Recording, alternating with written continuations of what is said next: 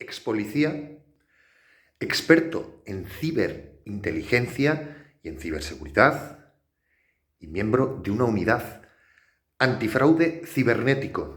Hoy en The Hacker Style vamos a tener una charla muy interesante, llena de anécdotas, con una persona que tiene un perfil muy especial, ya veréis. Vamos a ver qué nos cuenta el gran Brian Arroyo. Comenzamos.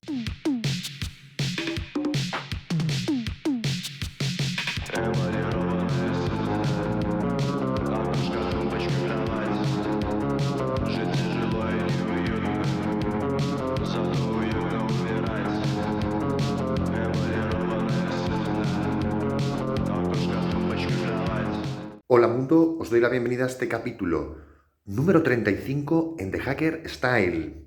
Hoy vamos a hablar con el gran Brian Arroyo. Ya veréis qué interesante. Él es un ex militar y un ex policía que nos va a contar anécdotas interesantísimas de cómo ha resuelto casos utilizando Internet, el OSINT, la inteligencia y todo tipo de herramientas de lo digital. Y al final también del plano de lo físico, ya veréis, nos va a explicar una anécdota de cómo, por ejemplo, detuvieron a un homicida que llevaba 5 años fugados, cómo a través de las redes supieron dónde se encontraba escondido y otras cosas muy interesantes de true crime y de este tipo de cosas que yo sé que a la audiencia también le gusta. También porque vamos a ver qué importancia tiene la ciberinteligencia. Es algo que en muchos lugares no está tan extendido, es como una especie de rama de la ciberseguridad y creo que va a ser muy interesante, tanto para la gente, digamos, más de la vieja escuela, ver cómo ha evolucionado este tipo, digamos, de disciplinas y para la gente más nueva, pues para entender que hay gente que está haciendo este tipo de cosas, ¿no? Buscan los fraudes.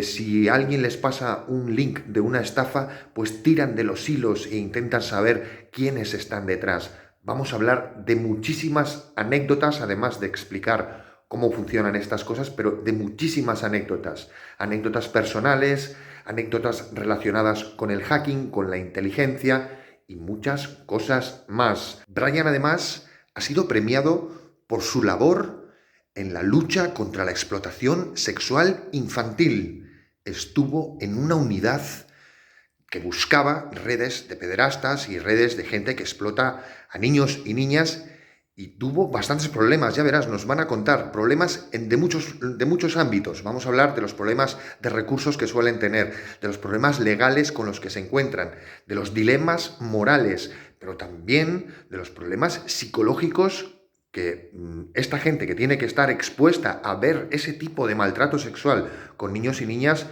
que generalmente terminan necesitando ayuda psicológica, él nos va a explicar lo durísimo que es este trabajo.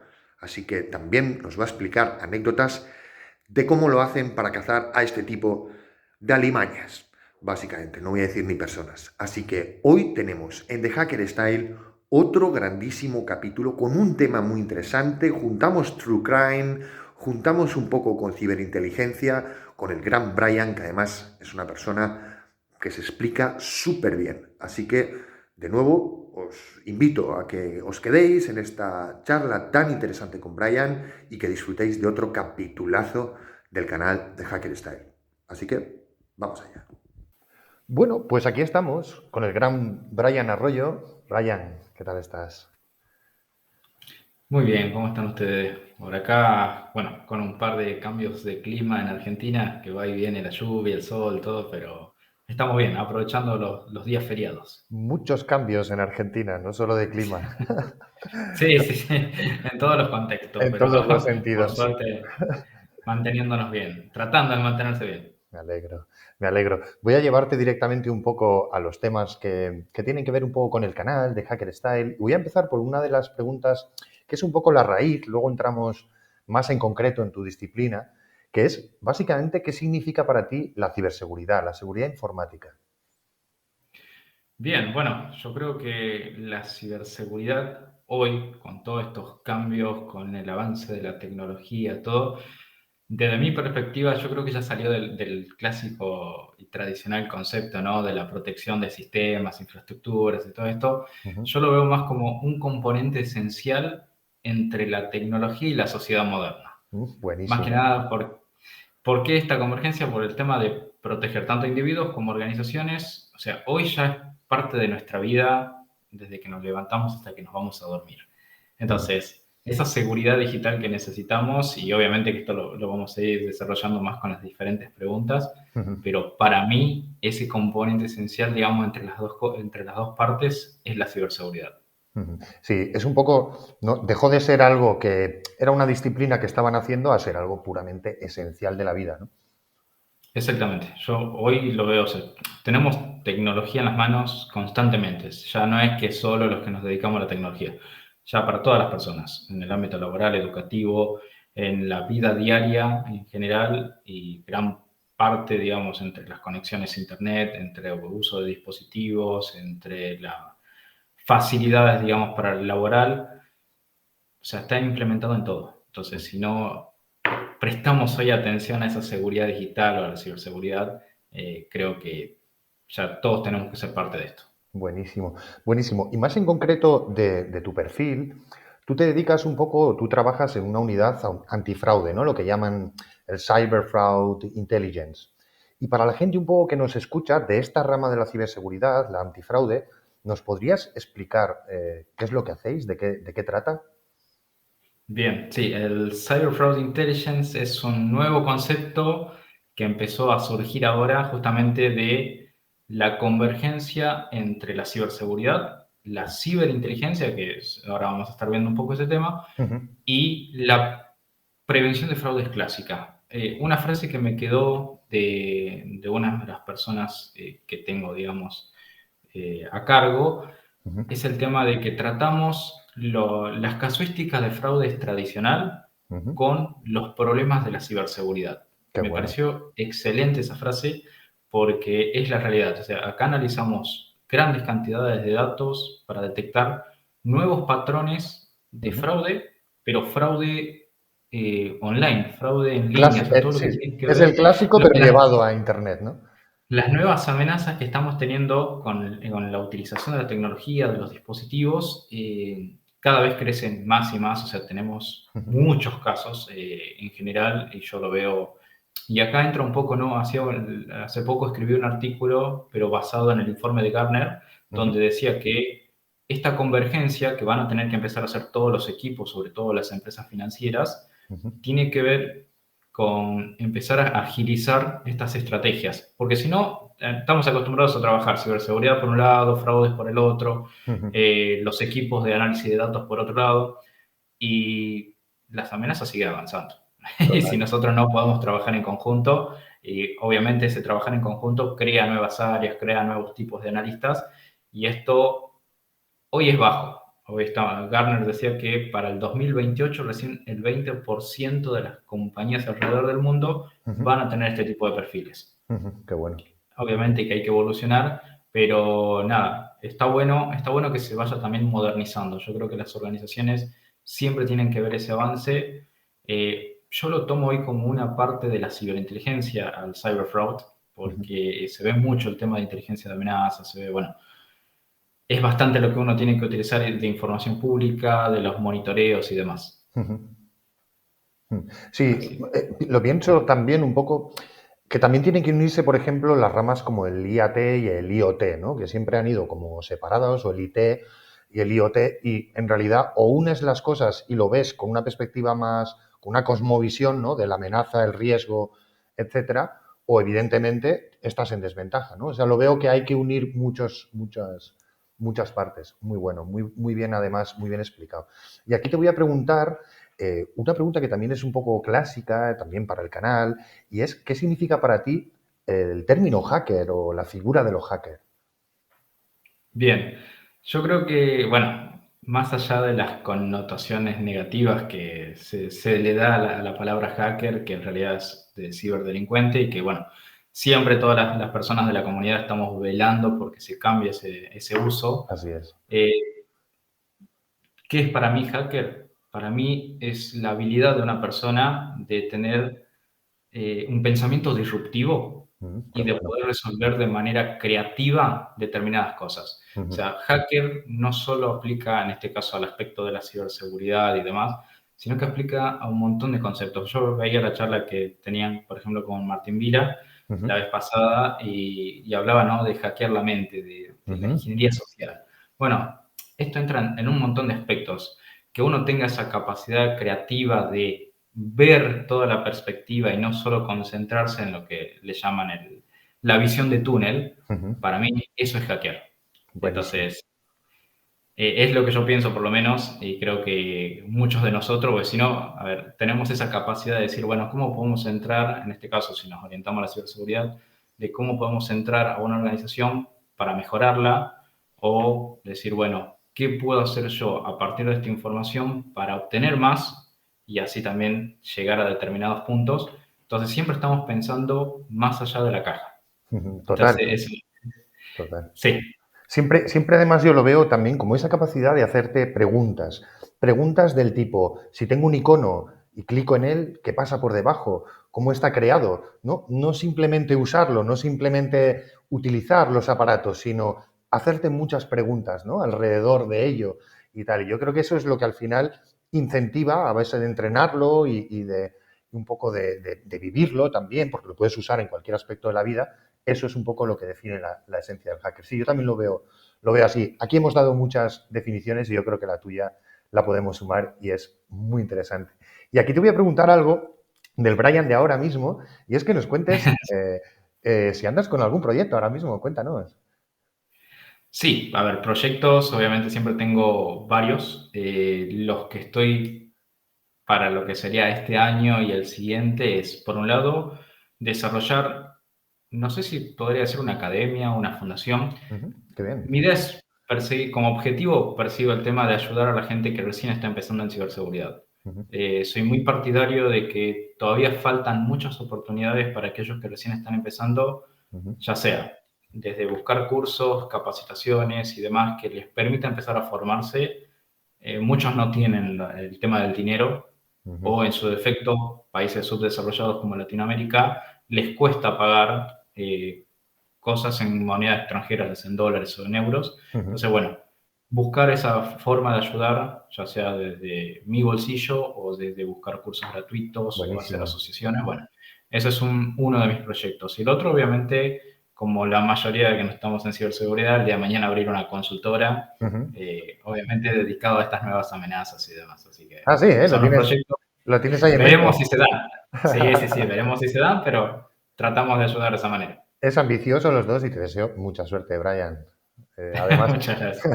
creo que además explicas muy bien y está muy bien porque es lo que te gusta, lo que quieres hacer y además siempre compartiendo y ayudando, que eso es un poco la esencia de la ética hacker, ¿no? Así que Sí. te deseo muchísima suerte.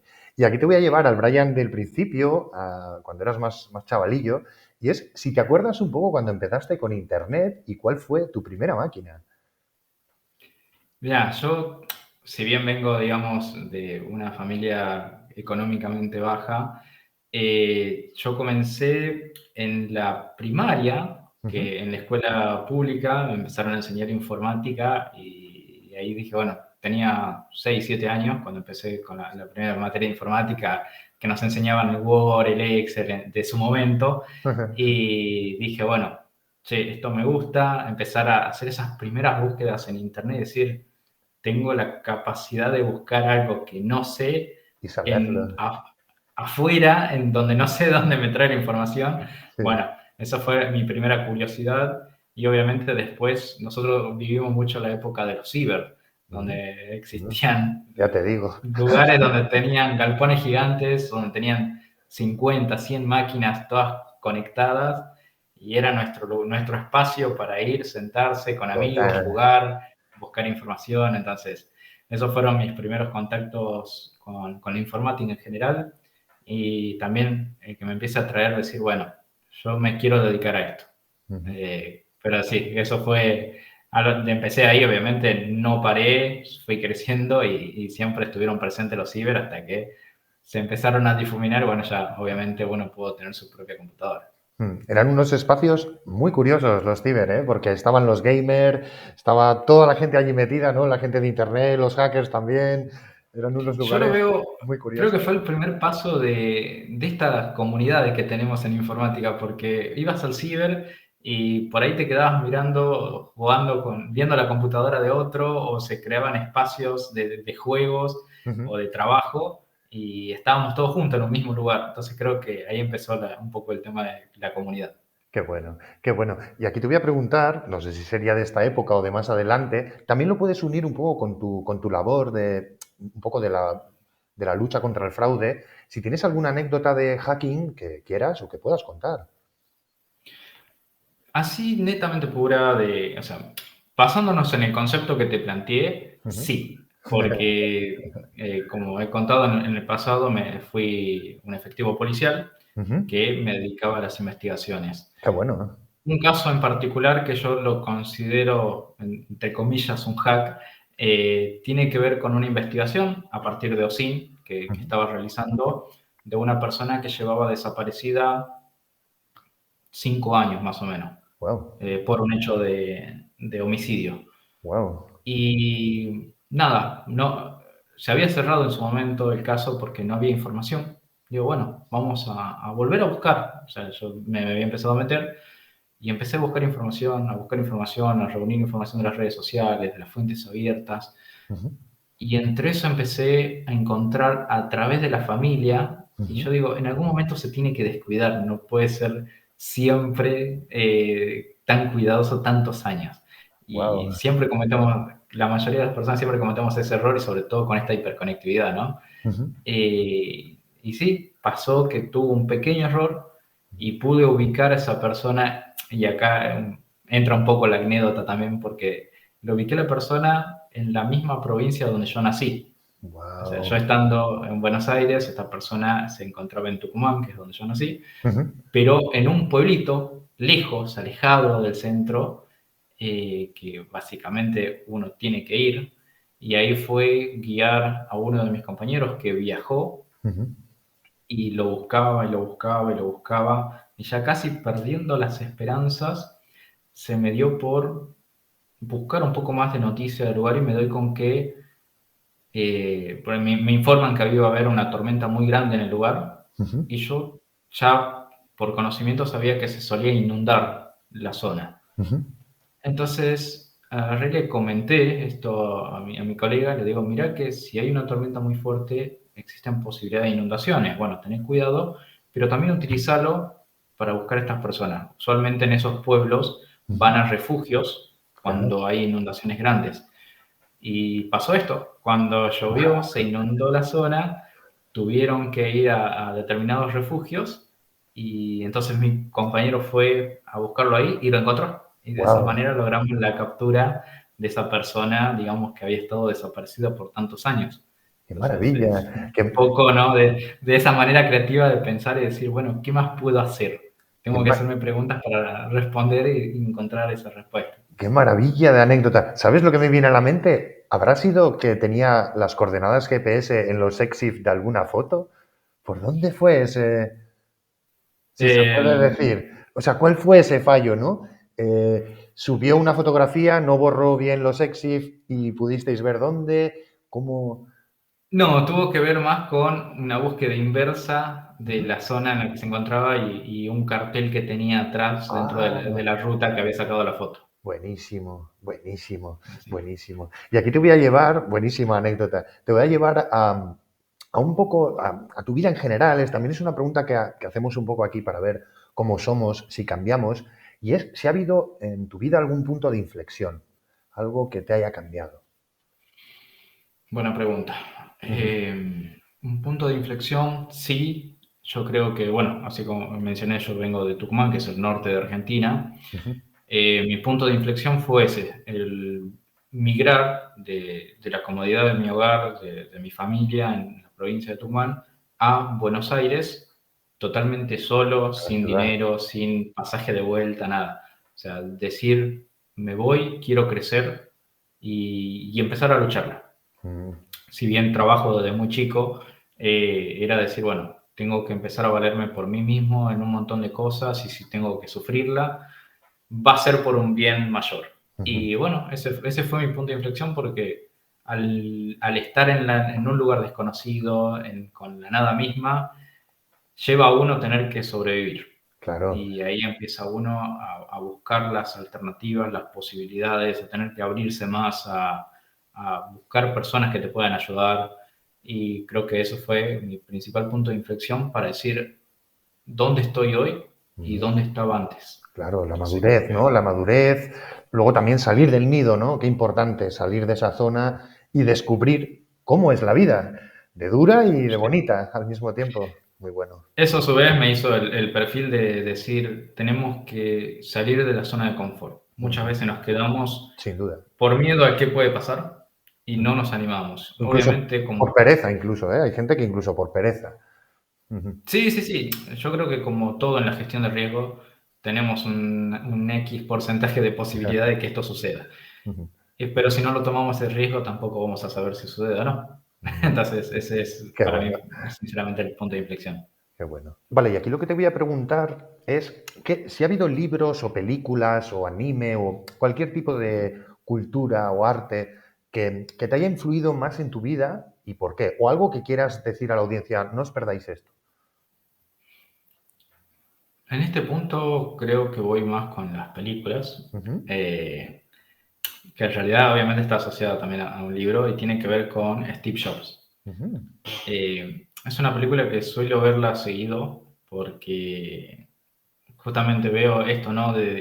Y hay muchos casos, no es solo el de Steve Jobs, podemos conocer el caso de Google y demás, donde estas personas comenzaron en un garage, ujú, simplemente con esos ideales, con esas ganas de decir, puedo ser disruptivo, puedo empezar a ujú, crear algo y a pelearlo, porque ujú, nadie cree en uno al principio y uno tiene que empezar a pelear y a lucharla y fracasar, porque ujú, uno va a tener fracasos y volver a levantarse. eh, y mientras uno mantenga esa insistencia, esas ganas de crecer, el propósito, puede ¿no? llegar a tener el éxito. Entonces, esa película de Steve Jobs, obviamente hoy conocemos lo que son sus productos Ujú, y el crecimiento masivo, gigante que ha tenido a lo largo de los años. Pero literalmente comenzó en un grupito de amigos, metido en un garage, tomando un poco de jugo. Entonces, yo ujú, creo que ese genera, por lo menos en mí, hablando de esto, ¿no?, que mencionaba del punto de inflexión, yo creo que esta lucha me motiva a decir, bueno, yo también puedo. ujú. Si yo tengo las ganas, si tengo el ánimo de luchar, quizás, nunca se sabe, el día de mañana pueda llegar a tener un buen crecimiento como ha pasado a lo largo de la historia como estas personas. Ujú. Qué bueno. Sí, no sé hasta qué punto es un poco mito todo eso de que empiezan desde un garaje, no sabemos tampoco los recursos que tienen sus padres, todo ese tipo de cosas, pero como historia es muy bonita, ¿no? Que desde abajo, Ujú. con unos buenos amigos, ¿no? También tienes un genio como Steve Wozniak cerca, puedes llegar a crear algo grande y disruptivo, ¿no?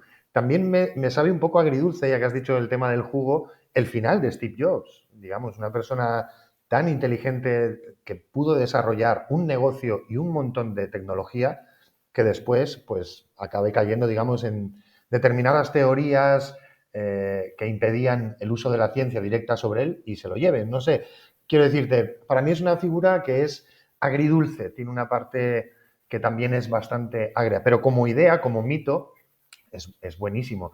Hay muchísimas más historias. No sé hasta qué punto también eso ya es posible o era que estaban en su zeitgeist, en su época. No sé hasta qué punto puedes juntarte ahora con un colega en un garaje y montar algo como Google, por ejemplo. ¿Por qué? Claro. ¿A qué me refiero? Sin destruir el mito, pero por llevarlo un poco digamos, al terreno plano, uno de los problemas que tenemos ahora, la gente que desarrollamos cosas, es que tú, ¿cómo compites, digamos, con servicios que son gratuitos como Google? ¿Cómo puedes tener todos esos CPDs? ¿Cómo puedes tener todas esas máquinas y tal? O sea, llegamos tarde para empezar con esa idea del garaje, lo cual no quiere decir que no haya que ser tan ambicioso. Pero bueno, yo me gusta poner estas ideas o estas historias un poco en el suelo, me gusta el mito, pero creo que ya es demasiado tarde. No sé cómo lo ves tú. Sí, yo lo veo desde la perspectiva, independientemente de cómo haya sido la historia, sino de que uno puede llegar a tener ideas y animarse a hacerlo. Ujú, Porque hay veces que nosotros tenemos muchas ideas, y lo veo mucho en las comunidades cuando voy a los eventos grandes de cyber, y ujú, conozco gente que pero tiene un potencial impresionante, que tiene muchas ideas, pero por ahí solo se queda con su idea en la cabeza. ujú, Entonces, yo digo, esto lo tomo desde la perspectiva de decir, bueno, me animo a probar. Si tengo mi idea, decir, bueno, voy a buscar la alternativa y la manera de que esa idea se ponga a trabajar y ver si tiene éxito. ujú. Pero si solo queda en la cabeza, claramente nunca va a progresar. A ningún Más allá sitio. de que lo pueda hacer con amigos, lo pueda hacer en un garage, pero decir, animarme. Entonces ahí viene un poco, ¿no? De decir, yo también, si yo tengo una idea, bueno, voy a intentar implementarla, me puede salir bien como me puede salir mal, Ujú. pero si no lo intento, nada, quedaré acá y todo muy bonito con la idea, Ujú. pero no va a salir de la mesa, básicamente. Claro, aquí voy a recordar a nuestra audiencia, en el capítulo anterior a Brian hemos hablado con Eudald Domenech, que fue el primer empresario en crear una empresa en Internet en España, y él nos ha dado muy buenos consejos para que no se nos queden solo las ideas en la cabeza, así que, por favor, si no lo habéis visto, echad un vistazo al capítulo anterior a este, donde Brian nos acaba de subrayar que hay que hacer algo más que tener ideas, y con Eudald lo hablamos. Muy bueno. Aquí te voy a preguntar entonces una cuestión que ahora está bastante en boga, sobre todo aquí en Europa, te voy a contar por qué. Resulta que, digamos, la Unión Europea acaba de aprobar una directiva, ¿vale?, que tiene que ver con el reconocimiento facial por parte de los cuerpos y fuerzas de seguridad de todas las policías en el espacio Schengen y el uso de la inteligencia la inteligencia artificial para reconocer patrones de movimiento y emociones en las caras. Esto se acaba de implantar en Europa a día de hoy, que estamos hablando, no cuando nuestra audiencia lo ve, pero esto acaba de suceder. Y lo que te voy a preguntar Bien. aquí ya no es qué solía hacer, ¿crees que nos vigilan? La cuestión es, ¿piensas que sirve de algo que nos vigilen? Bien, el pensar si es beneficioso o no, a ver, entran en discusión un montón de cuestiones en temas de derecho. Los- Eso me ha tocado vivirlo a lo largo de mis años de policía, de manejar drones y demás, entonces Ujú, siempre estuve con esa discusión de si se podía o no se podía. ujú, Yo creo que todos, si lo llevamos desde el lado ético y sabemos organizarlo bien en cuestiones de derecho, en ujú, tema de privacidad y demás, podría ser beneficioso para determinadas acciones. Me ujú, ha pasado justamente, ¿no? Yo acá te conté como anécdota de alguien que tuve que buscar, que estaba desaparecido por más de 5 años. ujú, Si lo ponemos en la perspectiva de un reconocimiento facial para el aspecto criminal, ujú, de alguien que tiene antecedentes por cuestiones de homicidio, por grandes estafas y demás, ujú, yo creo que es positivo porque, sobre todo en Latinoamérica, que vivimos bastante la criminalidad. ujú, Entonces, en ese sentido, si podemos utilizar la tecnología para encontrar a esas personas, en ese sentido lo veo positivo. ujú, Ahora, utilizarlo para vulnerar quizás derechos de las personas y recopilar información, no estoy de acuerdo. ujú, Entonces, creo que tiene que ver más con el lado ético, es decir, lo estoy usando para un fin determinado que ayuda a mejorar la comunidad, ujú, que obviamente puede haber disparidades de otras personas, que me ha pasado que me digan, no, ni siquiera estoy de acuerdo en que persigan criminales a través de un reconocimiento facial con IA. ujú, Yo lo veo de ese lado porque he estudiado mucho las ciencias criminales y la verdad que tener la facilidad de poder encontrar a alguien que, no sé, te robó un vehículo y está escapando y poder detectarlo en el trayecto ujú, para que no se lleve ese vehículo, o si tiene secuestrado a una persona, tiene secuestrado a un niño, y podemos utilizar esa tecnología ujú. para encontrarlo, a mí me parece favorable. Ujú. Entiendo. Aquí está un poco ese debate eterno también entre libertad y seguridad. Evidentemente, lo que dices es muy interesante, pero también un poco lo que se propone aquí es, no sé si te recuerdas la película de Minority Report, esta película en la que antes de que se produjera un crimen, debido a los patrones de movimiento, de, digamos, de caras, de conducta, etcétera, pues se trataba de prever, digamos, los delitos. Claro, yo entiendo lo que dices Y entiendo que tiene que haber un proceso judicial garantista, es decir, si esa persona está judicialmente en busca y captura, pues se tiene acceso a esas cámaras de los lugares por donde se cree que ha estado, no se ve al resto de personas, digamos, o no interesan tanto, y se sigue a esa persona. Sí, el tema está aquí, lo que está a debate aquí, digamos, en esta prerrogativa, digamos, es que de alguna manera esta vigilancia no va de la mano de un proceso de búsqueda judicial de una persona, de un individuo, sino que es una vigilancia masiva total, completa. Claro. Y después ya sobre esa red puesta ya podrás ir a capturar a los individuos. No lo sé, es un debate que vamos a tener ahora aquí en Europa, todavía, digamos, esto es muy reciente, la gente se empezará a dar cuenta ahora, no sabemos hasta qué punto tampoco nos va a afectar, porque sabes una cosa que a mí me preocupa, Brian, es que yo miro las medidas de control que se ponen, tipo cámaras de seguridad, digamos, agentes de movilidad, etcétera, y veo la criminalidad y no veo que descienda de una manera drástica. O sea, no veo la correlación entre vigilancia y descenso de la criminalidad. Claro.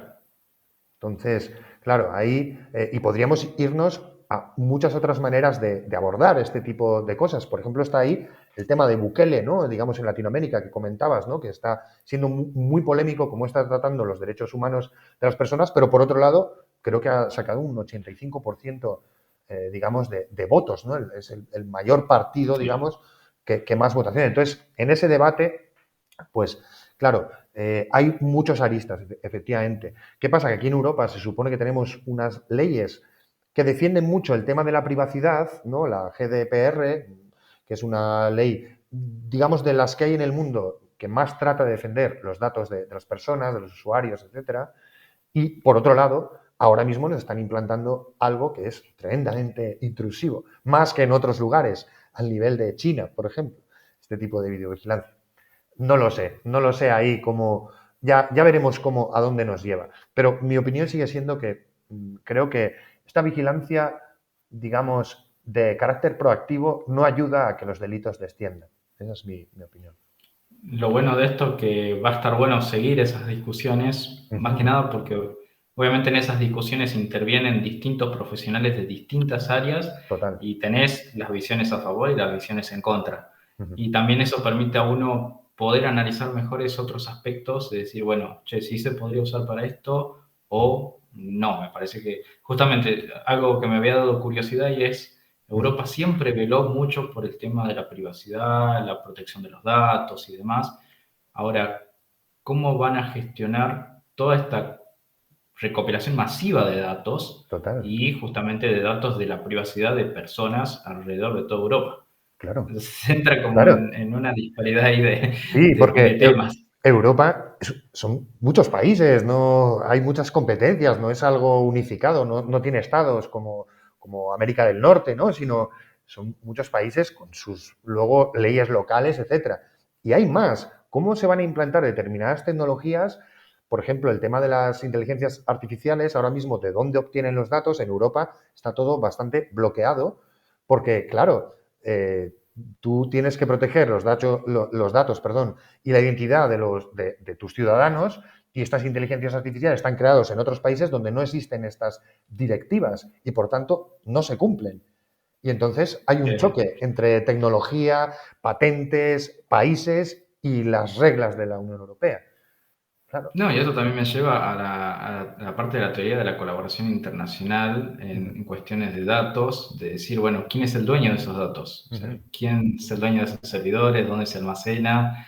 ¿Qué Claro. permisos tiene para hacerlo? ¿Qué uso les puede dar en cuestiones militares el día de mañana? Exacto. Nada, empieza a abrir Hay un montón de muchas interrogantes. cuestiones, muchísimas cuestiones, evidentemente, porque si tú, imagínate, tiramos un poco de este hilo, si todas las bases de datos, digamos, policiales europeas están ahí compartidas por la Interpol o lo que sea, la Europol, lo que estamos diciendo también es que un policía, digamos, de un sitio italiano puede ver las bases de datos de la policía de Francia o de otro sitio, y ahí se puede, o sea, se pueden generar miles de problemas, incluso problemas de ámbito mafioso, porque, claro, cada país tiene sus intereses, sus negocios, etcétera. No sé yo hasta qué punto esta idea de la Europa que parece una sola, en realidad simplemente es en el aspecto económico.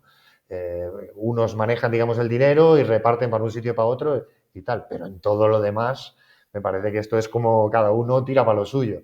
De hecho, hay muchos No, problemas entre países europeos, entre sí, quién dejar entrar, quién no, no lo sé, pero estas directivas de control parece que las aprueban todas sin problema. no, es que te incluso genera un apetito a la cibercriminalidad, voy a decir, bueno, Total, yo me quiero adueñar de esos datos, con total, eso puedo hacer daño. claro, Y bueno, entra otra cuestión de qué tan realmente protegidos estamos, cuando hoy exacto, vemos desde el aspecto de la inteligencia de amenazas ataques constantemente a organismos públicos alrededor de todo el mundo, no solo en claro. Europa. Imagínate acceder a la base de datos de todos los países europeos de criminalidad o de temas policiales y tal. Y además, si cada país luego tiene su portal de entrada o su manera de entrar o lo que sea, ¿qué de puntos no para proteger? No lo sé cómo lo implantarán. De momento es una ley. Ya sabes que en Europa sacan leyes y luego ya implantarlo es otro tema. Pero bueno, estaremos muy atentos. Muchas gracias además por estar también ahí con el debate, porque yo creo que es algo que, igual que hablaba de que, por ejemplo, en España se tiene eh, eh, organismos que se dedican únicamente a la ciberseguridad, como el INCIBE, esto llegará a Sí. otros lugares, ¿no? Comentamos que igual en Argentina pues sería interesante llevar un organismo similar. Entonces, yo creo que estas cosas que se prueban un poco o se van viendo en lugares como Europa, Estados Unidos y tal, después se van expandiendo al resto de países. Y aquí te voy a llevar a otra pregunta, que también es una cuestión muy relacionada con las amenazas, y es si recuerdas algún virus, algún ransomware, algún tipo de ataque DDoS, no sé, filtraciones, lo que sea, que te llamara la atención y dijeras, wow. Sí, yo tengo un caso en particular que es el que cuento en las clases que doy en distintas universidades, que me parece intrigante, que es el caso de Stuxnet. Wow, Eh, sin duda. Porque, más que nada, intrigante en el sentido de en la fecha en la que pasó, el tiempo que se tomaron en pensar el objetivo, cómo armar un malware específico para eso, Increíble, increíble. las técnicas que se utilizó, porque estamos hablando de atacar una central nuclear que prácticamente no tiene conexión a Internet, o sea, por el Ujú. exterior, sino que se suele manejar en redes internas, desconectadas, y ir a un punto específico de un producto, o sea, hubo un estudio de saber qué productos y activos Sí, sí, sí, tenían. sí. Entonces, nada, yo creo que para mí, desde la historia, es uno de los casos más intrigantes de cómo se utilizó, porque, a ver, esto sabemos que tiene una cuestión geopolítica de por medio para Total.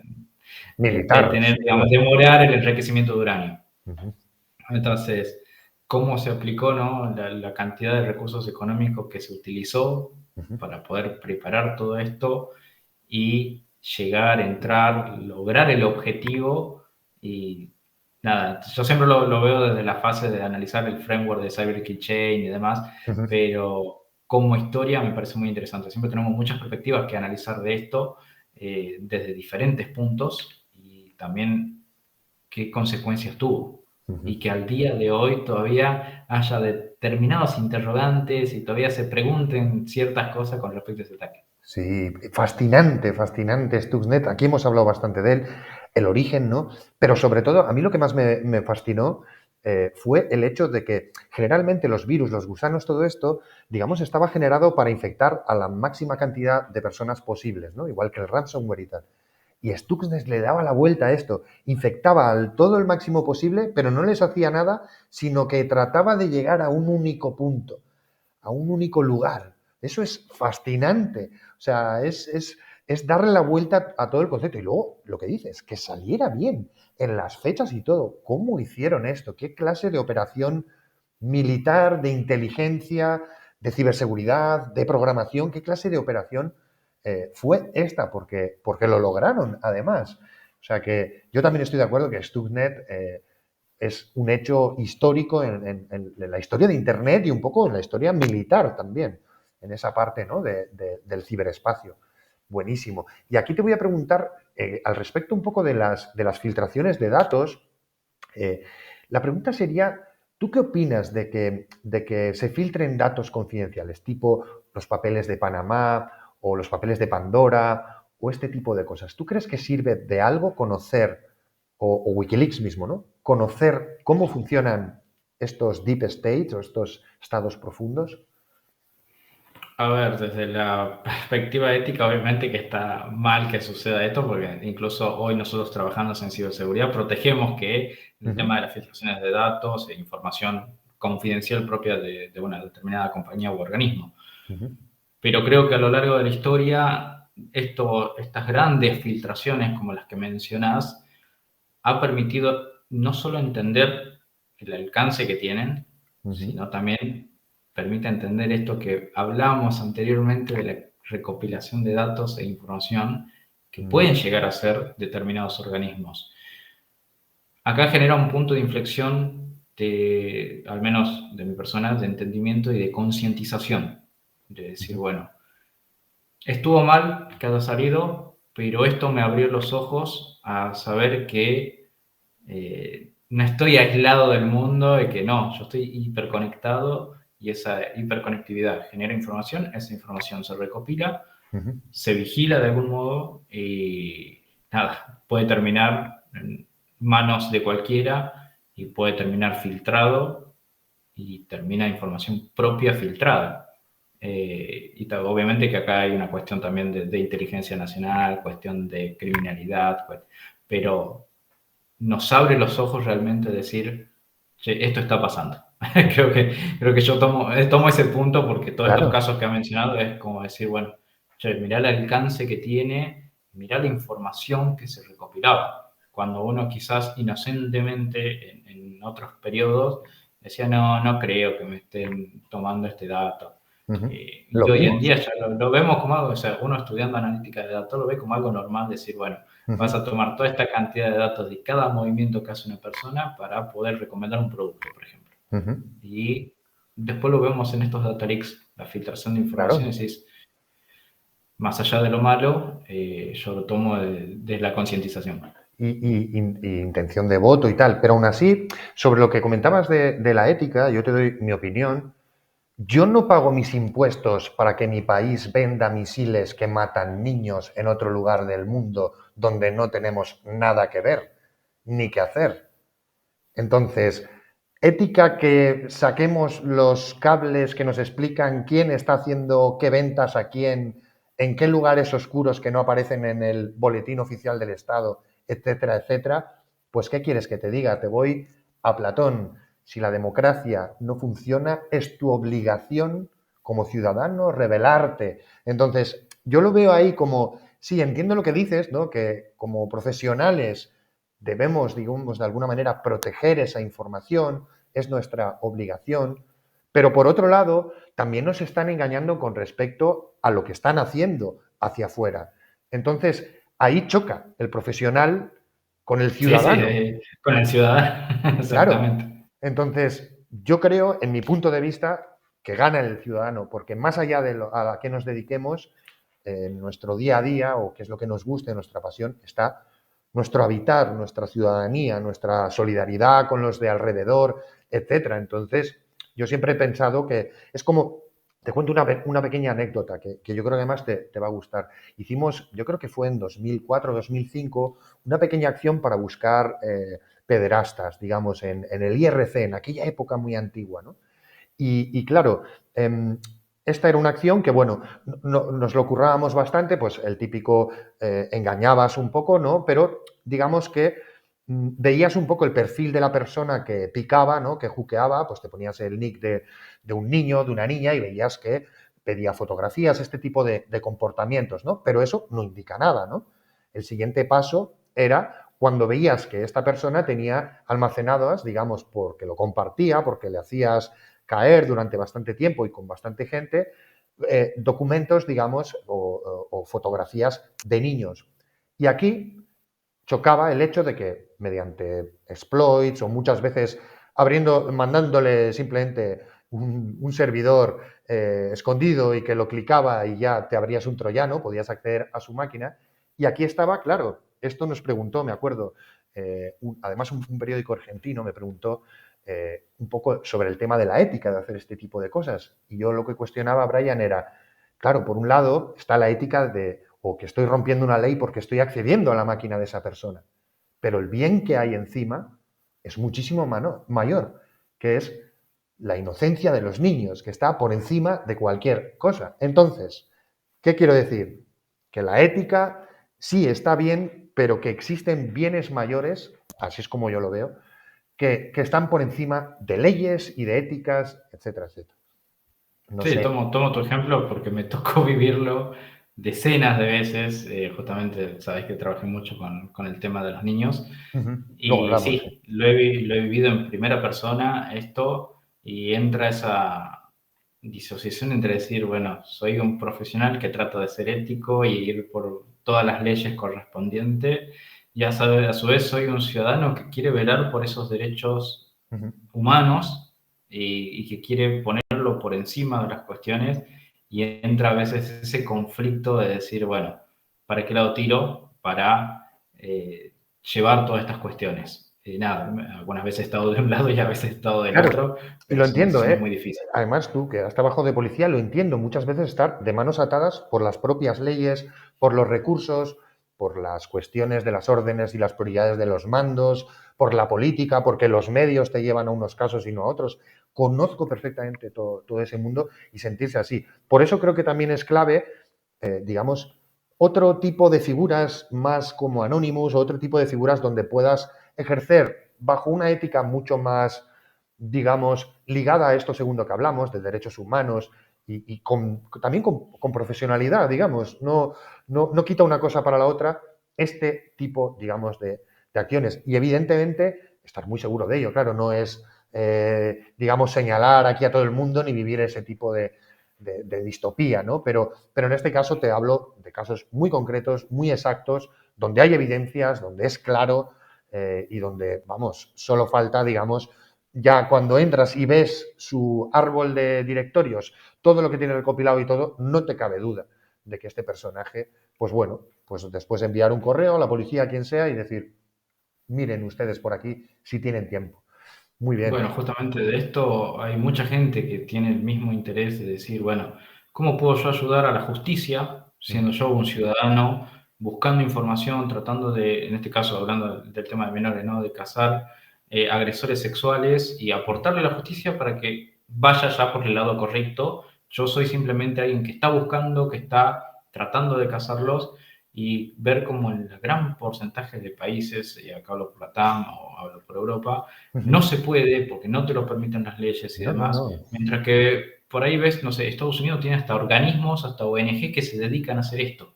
Así es. Y no está mal, o sea, nadie está, porque ellos lo único que hacen es aportar toda la evidencia como corresponde y decir, mira, encontré todo esto, te lo dejo, trabajalo desde el lado de las leyes, de la justicia.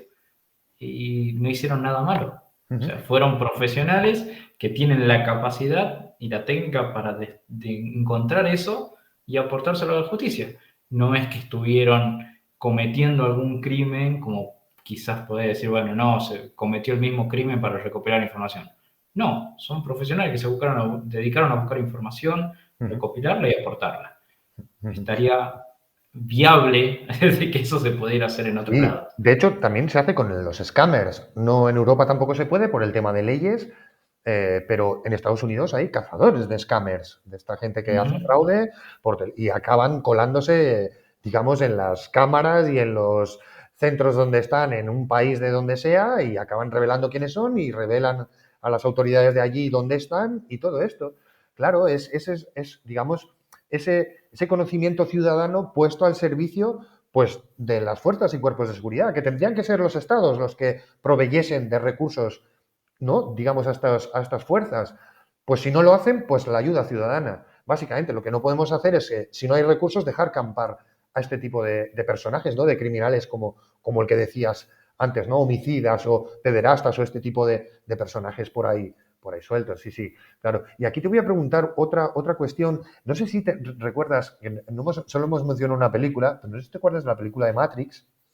Y te voy a Sí. preguntar, cuando Morfeo tiene las dos pastillas, la roja y la azul, y está delante de Neo y le tiene que dar a elegir, ¿no? Entre la roja, que es aceptar una verdad incómoda y llena de sufrimiento, o la azul, que es vivir un poco en la complacencia, ¿no? de la ignorancia, ¿no? Con cifra, digamos, comiendo la carne y diciendo, bueno, yo sé que esto es mentira, pero bueno, se está bien aquí. ¿Tú cuál elegirías? Y basado en lo que te contaba, de que siempre busco salir del conformismo e ir a probar nuevos retos, obviamente la pastilla roja. Qué bueno, qué bueno. Y otra cuestión que también es un poco de ámbito filosófico, y ahora nos metemos un poco ya más a hablar contigo de todos los temas interesantes y los premios que has ganado, que seguro que la audiencia va a estar encantada de escucharlo, pero quería hacerte esta cuestión filosófica antes, y es, imagina que pudieses hacer una gran pregunta, ¿no? Una gran pregunta y pudieses, digamos, obtener esa respuesta y comprenderla y asimilarla. ¿Qué preguntarías? Bien, eso es algo que he estado pensando bastante porque creo que ya de por sí la pregunta es interesante y me llevó a esto, ¿no? Nosotros nos dedicamos a la ciberseguridad, en nuestro caso siempre apuntado al lado de buscar a quienes pueden atacar y demás. Ujú, Ahora, ¿qué sucedería si no existiera la criminalidad ujú. cibernética o la criminalidad en general? No tendríamos trabajo. Qué bueno, Entonces, ¿no?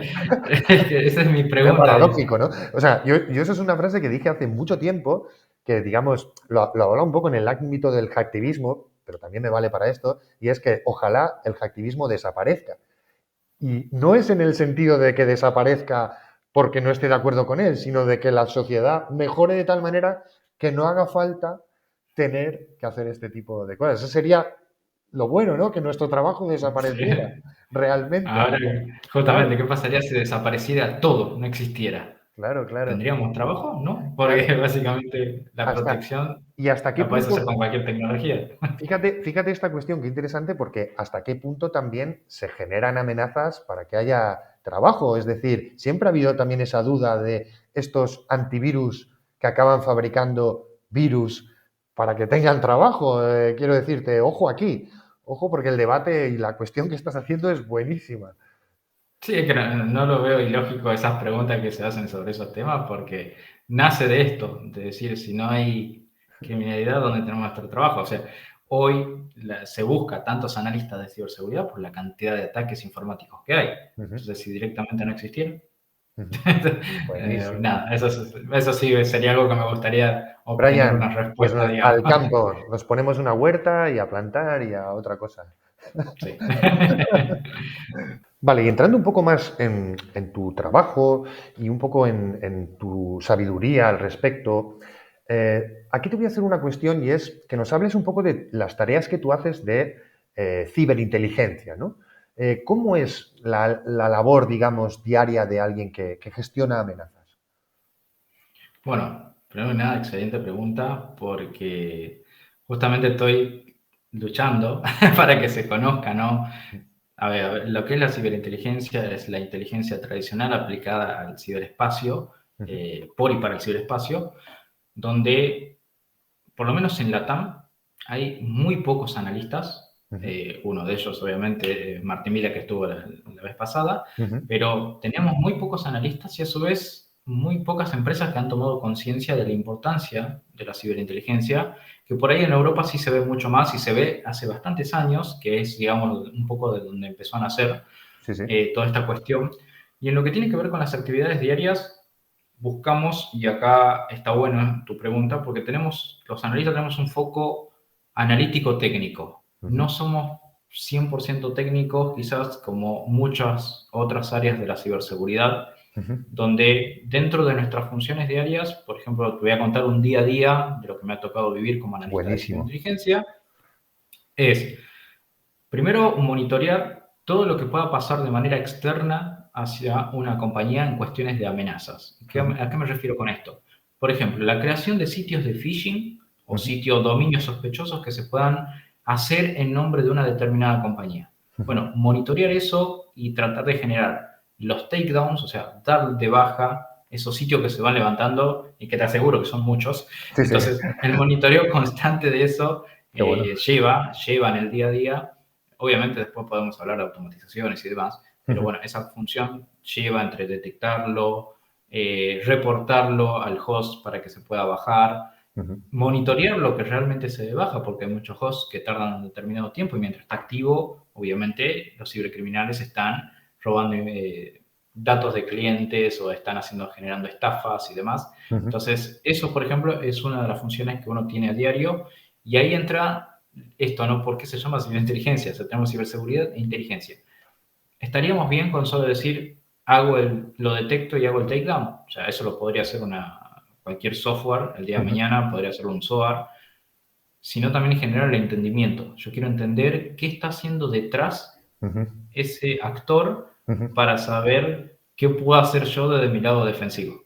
Entonces, ahí es donde empieza a aparecer el analista de ciberinteligencia y decir, bueno, hicimos la detección, quizás encontré el phishing kit y puedo empezar a entender qué código estuvo utilizando, a dónde está mandando esa información que está robando a través de ese sitio web, quizás lo está mandando a un canal de Telegram, ¿ok? En canales de Telegram detectamos que de repente tenés las credenciales que cargaste en ese sitio filtradas o compartidas en un grupo. Claro. Ok, ¿quién puede llegar a ser el dueño de ese grupo? ¿O cuántas personas son los que están detrás de ese grupo? ¿Desde cuándo estás operando? Bueno, empezamos a hacernos muchas preguntas y ahí entra la parte analítica. Tuvimos la primera parte técnica y empezamos a lo analítico, a hacernos preguntas, a tener curiosidad. Esa es una de las tantas funciones. Tenemos, por ejemplo, hablabas de data leaks. Bien, detectar las brechas de datos, de ver filtraciones de posibles clientes, ver filtraciones de documentos, ver repositorios de código de GitHub, de Postman que hayan quedado vulnerables, ver que no se haya vulnerado alguna información a través de un puerto hacia el exterior, como por ejemplo una búsqueda con Shodan, que puedan traer la información de tu puerto, que quedó información expuesta y decir, listo, para el atacante es vital. Total. Porque en base a eso puede planificar después. Claro, reconocimiento. Algo que sí o sí tenemos los analistas de ciberinteligencia es estar en novedad con todo tipo de noticias, de amenazas nuevas, de modalidades nuevas, de técnicas, de geopolítica. ¿Por qué? Si yo como analista no estoy leyendo las noticias constantemente o innovándome, yo por ejemplo armé un tablero donde trato de actualizar las noticias con un feed automático y a su vez los reportes de los distintos proveedores más conocidos que por ahí hacen un análisis de un malware y te enseñan una nueva técnica que está utilizando, porque como todo malware evoluciona. Si yo no estoy al tanto de esa evolución, no voy a saber qué hacer del lado defensivo. Entonces, nada, eso es un poco siempre estar aplicando esa inteligencia al aspecto de la ciberseguridad para comprender, para entender. Y acá, hablando de aspectos generales, podemos no solo monitorear el sitio de phishing, podemos monitorear perfiles de redes sociales que se crean para vender servicios que tiene una compañía o un perfil, un grupo hecho para atraer a los clientes de un determinado organismo. Podemos ver todo lo que tiene que ver con vulnerabilidades, CVE, Zero Days, para entender si nosotros tenemos ese producto, qué medidas tengo que tomar. Porque es muy bonito decir, leo la noticia, no sé, están explotando la vulnerabilidad X, y si yo no miro para adentro mío y veo si realmente lo hemos parchado, nada, me voy a quedar con que, qué bonito. Están explotando esto y después nos damos con que somos víctimas nosotros. Claro, lo supe. Sí, yo siempre menciono una de las frases del libro, ¿no? El arte de la guerra. Es Sun Tzu. Que dice que, de Sun Tzu, sí, que para poder tener éxito, ¿no? En la batalla, tenemos que conocernos a nosotros mismos y conocer al enemigo. Si no, vamos a sucumbir en la batalla. Entonces, para mí es clave en un analista de ciberinteligencia que tiene que conocer para adentro, e incluso cuando hablamos de conocer para adentro, conocer la historia también de donde estamos hoy parados. Si yo llego a un lugar nuevo, a una empresa nueva, a un organismo gubernamental, lo que sea, tengo que mirar el pasado en el sentido de decir, che, ¿atacaron antes acá? Sí. ¿Saben quién nos atacó? ¿Cuál fue la motivación? Entender eso para armar mi presente y proyectar el futuro. Buenísimo, claro, que no volver a cometer los mismos errores, etcétera, claro. Sí, si muy yo bueno. tengo esos datos, te puedo decir, puedo hacer un escenario de plausibilidad y armar posibles escenarios futuros hasta detectar el más plausible. y en base a eso trabajar. Obviamente siempre hay un margen de error, pero podemos proyectar y eso le sirve a los directivos a nivel estratégico, a nivel de toma de decisiones. Y esto GRC. es el analista día a día de ciberinteligencia. Me vienen miles de preguntas, desde cómo ves en el ámbito de las amenazas el papel que puede jugar la inteligencia artificial hasta si te has encontrado, por ejemplo, con amenazas, digamos, muy ofuscadas o muy complicadas de tirar hacia atrás, porque yo he visto algunas por ahí que he tirado algún hilo por curiosidad, que te envían una URL, vamos a ver qué hace esto, y es muy fácil ver el código y tal, y llegar al final a Telegram, digamos, o luego ya ahí, pues no sé cómo se opera, ¿no? Cuando llegas a un punto ciego donde, que, yo qué sé, está en otro país o lo que sea. Pero, ¿qué tal vez el nivel de sofisticación? ¿Te has encontrado alguna vez alguna amenaza que digas, ostras, mira, usan, yo qué sé, funciones eval en JavaScript para coger trozos de código de diferentes servidores, algo como muy enrevesado? ¿Te has encontrado alguna cosa así? Sí, Ujú, sí. Me he encontrado con cosas realmente muy complicadas ujú, y ahí entra otro punto que es el trabajar en conjunto. ujú, No es solo decir yo como analista de ciberinteligencia tengo la solución a todos los problemas. No. O ujú. sea, somos un equipo, Qué bueno. un equipo de ciberseguridad. En mi caso, cuando me he encontrado con esas cuestiones, como te dije, nosotros somos un perfil analista técnico. Ujú, Entonces, por ahí quizás no tenga todas las cuestiones técnicas para entender determinadas cosas. Entonces, yo necesito en ese ujú. proceso Claro. de un analista forense, de Ujú, un analista de malware, de un threat hunter, claro. de un equipo de CECIR, Ujú, que decir, bueno, hasta este punto llegué yo y acá necesito la ayuda de ustedes. ujú, Y sentarnos en una mesa y trabajar. Y ujú, ahí es donde empieza también, obviamente uno empieza a aprender más, ujú, y, pero puedo empezar a tirar de ese hilo. Decir, che, yo llegué hasta acá. Me dan una mano con sus conocimientos y te dicen, no, mira, esto es este problema o esto hace este código a partir de lo que se analizó y ujú, de repente el equipo de CECIR, de respuesta, o el Threat Hunter te puede decir, che, con esto también pueden hacer esto y esto dentro de una red. ujú, Y, che, pero esta TTP no la conocíamos. O sea, esta técnica no la vimos en otro actor. Y empezás a hacer comparaciones de actores conocidos o de las técnicas utilizadas por actores o malware. Y ujú, nada, empezás a hacer una investigación. Y ujú. ahí es donde entra todo esto, ¿no? Que es un perfil muy investigativo y muy analítico. Y Ujú. obviamente siempre tenés input de datos que tenés que analizar. Muy bueno. Y esta última cuestión que has mencionado, porque muchos, lo he visto en bastantes, digamos, amenazas últimamente, terminan en canales de Telegram. Lo he visto, por ejemplo, en DDoS as a Service. Hay varios grupos internacionales que te dan zombies para hacer ataques de denegación de servicio distribuido por tiempo y lo organizan y lo publicitan y lo venden a través de un canal de Telegram. ¿Cómo ves tú que haya ese punto donde, qué hacer ahí? Ya sabes el origen, ya sabes quiénes son. ¿Y ahora qué? Bueno, ahí entra justamente un punto donde vos mencionabas, ¿no? Este punto ciego, Ujú. donde muchas veces tenemos la dificultad, donde Telegram quizás no contribuye. O sea, Claro. justamente es utilizado, Es de VK, es ruso. exactamente, Claro. entonces es utilizado ese medio porque saben que no contribuye, ya sea con las autoridades y demás.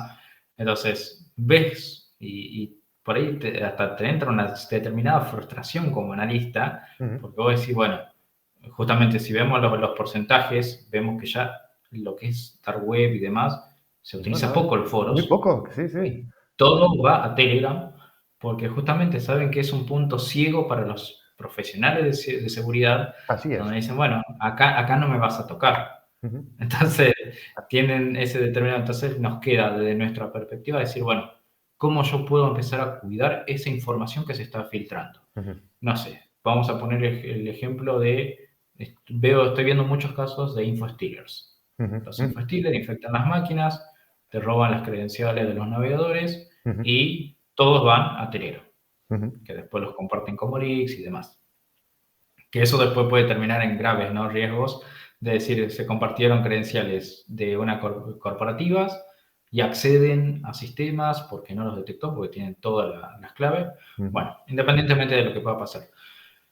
¿Cómo nos podemos proteger nosotros del tema de los infostealers? Empezar a implementar detección del infostealer y no tratar de ir a atacar el punto final, Ujú. sino Muy ataquemos el bueno. punto inicial. Ujú. Entonces es empezar a generar ese entendimiento con los equipos y ver a partir de ese punto final, decir, bueno, ¿por dónde empezó todo esto?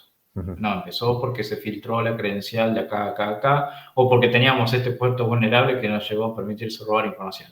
ujú, Está bien, no podemos atacar el punto final, listo. Empecemos a ser cuidadosos y ujú, atacar esos puntos iniciales o puntos medios ujú. donde tratemos de cortar que llegue esa información a Telegram.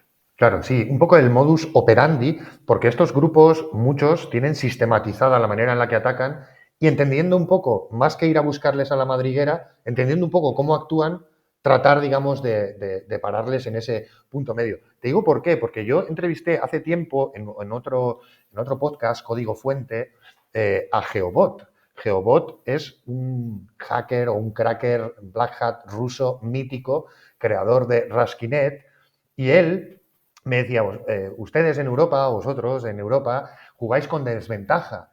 Dice, porque nosotros, nuestro gobierno, si no atacamos a las instituciones del gobierno de Rusia, no nos persigue. O sea, en Rusia, si tú atacas hacia afuera, no tienes ningún problema. Como ataques al gobierno ruso, sí. Entonces, ellos se anuncian en LinkedIn o se anuncian en las redes como scammers, como phishers, como infostealers, etcétera, etcétera. Y entonces decía, claro, jugáis en desventaja. Yo me meto en Telegram. Telegram, para que sepa la audiencia, es de VK. VK es ruso. Y por tanto, como están atacando hacia afuera y no al gobierno de Rusia, pues nunca les vas a coger. Claro, es que también esta ciberseguridad, digamos, siempre nos hemos encontrado con muchos puntos ciegos, ¿no? En base a todas las legislaciones que hay y a los diferentes países, etcétera. Por ejemplo, está el firewall chino, ¿no? Aquí la cuestión que te hago un poco es, ¿tú crees que alguna vez, ya que mencionabas antes en digamos, tu idea de si desaparecería todo, ¿tú crees que alguna vez se estandarizará, se regularizará la legislación a nivel mundial o es algo con lo que vamos a tener que lidiar siempre, que haya países donde, digamos, las leyes de ciberseguridad no existan? Mira, eso te puedo dar mi perspectiva porque estuve presente cuando se hizo el segundo protocolo adicional del Convenio de Budapest. Ujú. Qué bueno. Estuve actualmente presente en cómo está trabajando las Naciones Unidas para Ujú, justamente adoptar ese convenio de cibercrimen. ujú. Soy parte, digamos, del grupo y aún sigue siendo una discusión. O Sí, sea, enorme, claro. primero, ya de por sí la discusión inicia de que cada país tiene una legislación diferente y cada uno tiene el derecho de decir cómo va a tratar esa legislación. Ujú. Y yo creo que hay un error en pensar, quizás, y depender solo del aspecto internacional, porque Claro. uno se puede crear el protocolo, se puede crear el convenio, que obviamente trata de unificar y generar un orden sistemático en todas las legislaciones, Ujú. pero está lindo decir firmo y me uno al convenio de Y luego, Budapest, ya sé, y sí, pero si después para adentro yo no lo trabajo, claro. no genero iniciativas, no genero proyectos, Ujú. la firma, todo muy bonito. Vas a buscar información y vas a decir, sí, tal país está unido porque firmó el convenio de Budapest. Ok, ahora lo está aplicando y trabajando. No. ¿Cuántos proyectos generó basado en el convenio de Budapest? No, generó uno.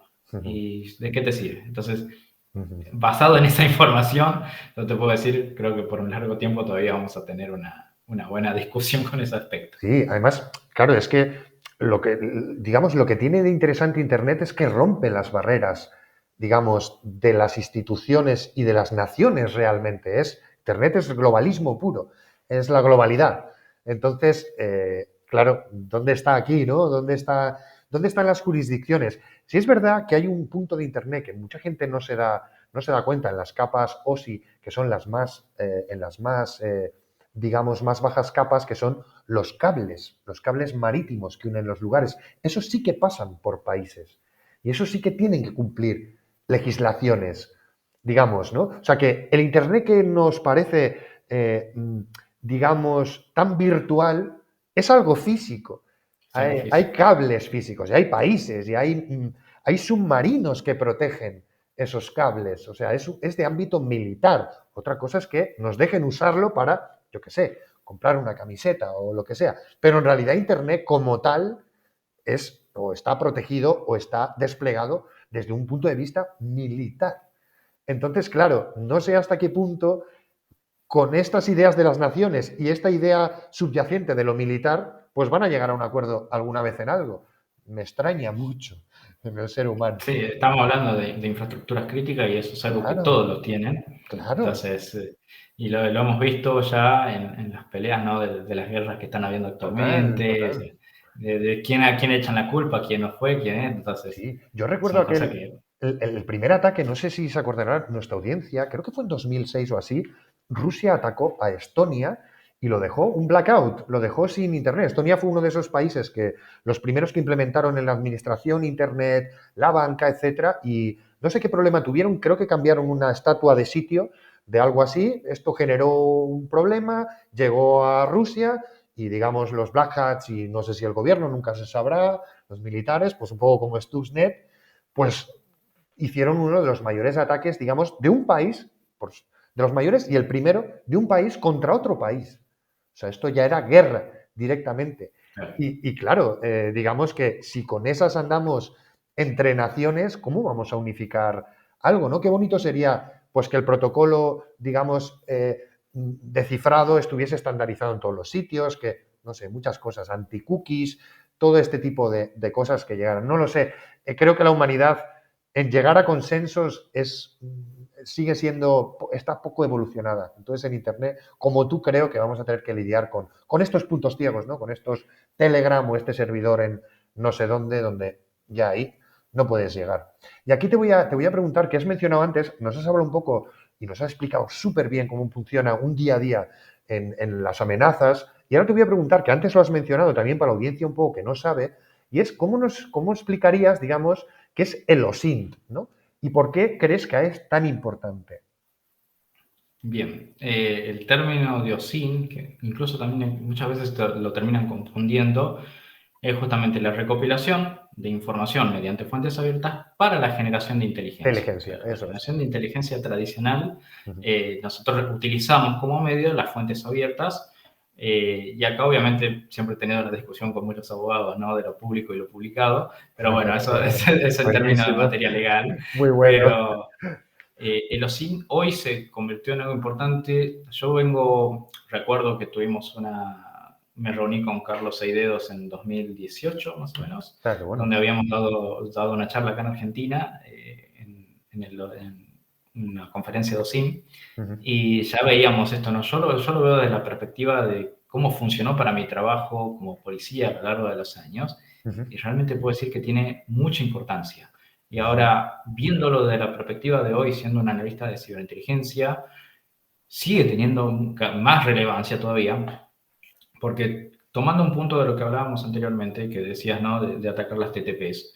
ujú, Ahora, ¿cómo yo aprendo de esos TTPs? Y ahí existe la teoría de la pirámide del dolor y los ujú, escalones que ujú, van hablando del tema de los hash, los IP, los hosts, y que va subiendo, acrecentando los escalones hasta llegar a la parte máxima de la pirámide, que es las herramientas y las TTPs, que si ujú, nosotros logramos frustrar esas cuestiones al actor, obviamente le va a dificultar a él volver a empezar. ujú, Entonces ahí, a mi parecer, el OSINT es muy importante, ujú, porque a partir de la información que yo recopilo, tanto de fuentes abiertas como quizás información anexada de información interna de cómo su modus operandi, yo voy a generar un entendimiento de esas TTPs y de ujú, poder decir, bueno, este actor se mueve de esta manera, de esta manera. ¿Por qué? ¿Por qué entra el OSINT acá?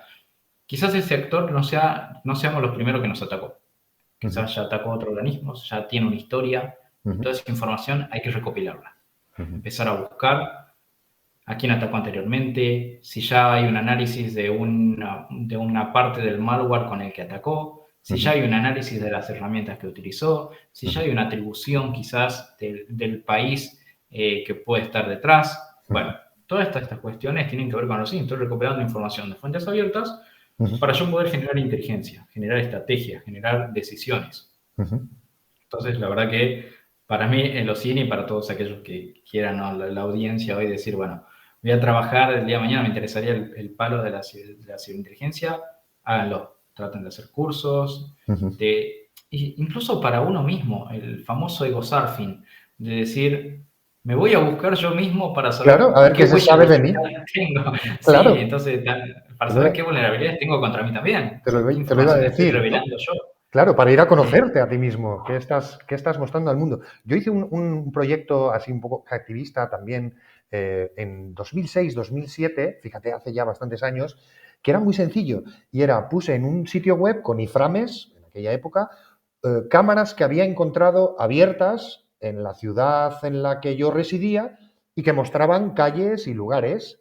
Y los puse todos ahí y tuvo muchísima repercusión cuando aquello la gente no se imaginaba que, bueno, pues que estaba siendo grabada y que había cámaras accesibles por toda la ciudad. O sea, era muy sencillo. No existía SODAN ni nada de esto, ¿eh? Te hablo de ir claro. buscándolo y tal. Y luego, además, lo documenté en un mapa de OpenStreetMaps y fui físicamente a esos lugares a sacar una fotografía del lugar donde estaba esa cámara o donde estaba, ¿no? Para ubicarla un poco. Y fue un proyecto que tuvo, claro, tampoco estaban las redes sociales ni todo esto, tuvo muchísimas visitas porque sorprendía el hecho de decir, oiga, pero si yo paso todos los días por ahí.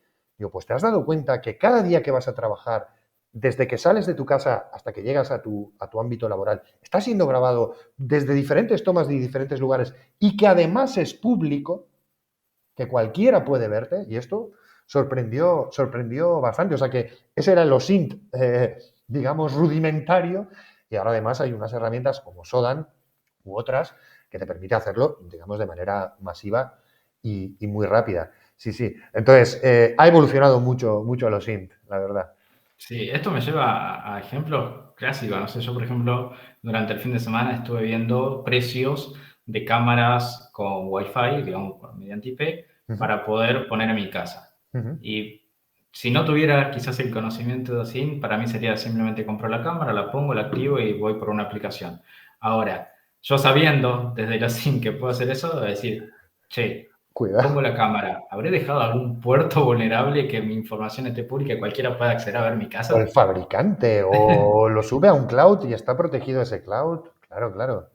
Ojo También me ahí. va a llamar la atención decir, justamente, sale una vulnerabilidad en contra de ese proveedor de la cámara, che, teniendo el conocimiento de decir, no, voy a buscar parchar ya Claro. esa cámara antes que se aproveche esa vulnerabilidad. Sí, sí. Entonces, creo que ahí el OSINT y en este aspecto son de la vida cotidiana. Sí, y abre un gran debate, y es la posibilidad y el derecho, que no lo tenemos en muchas ocasiones, de poder modificar las cosas que compramos.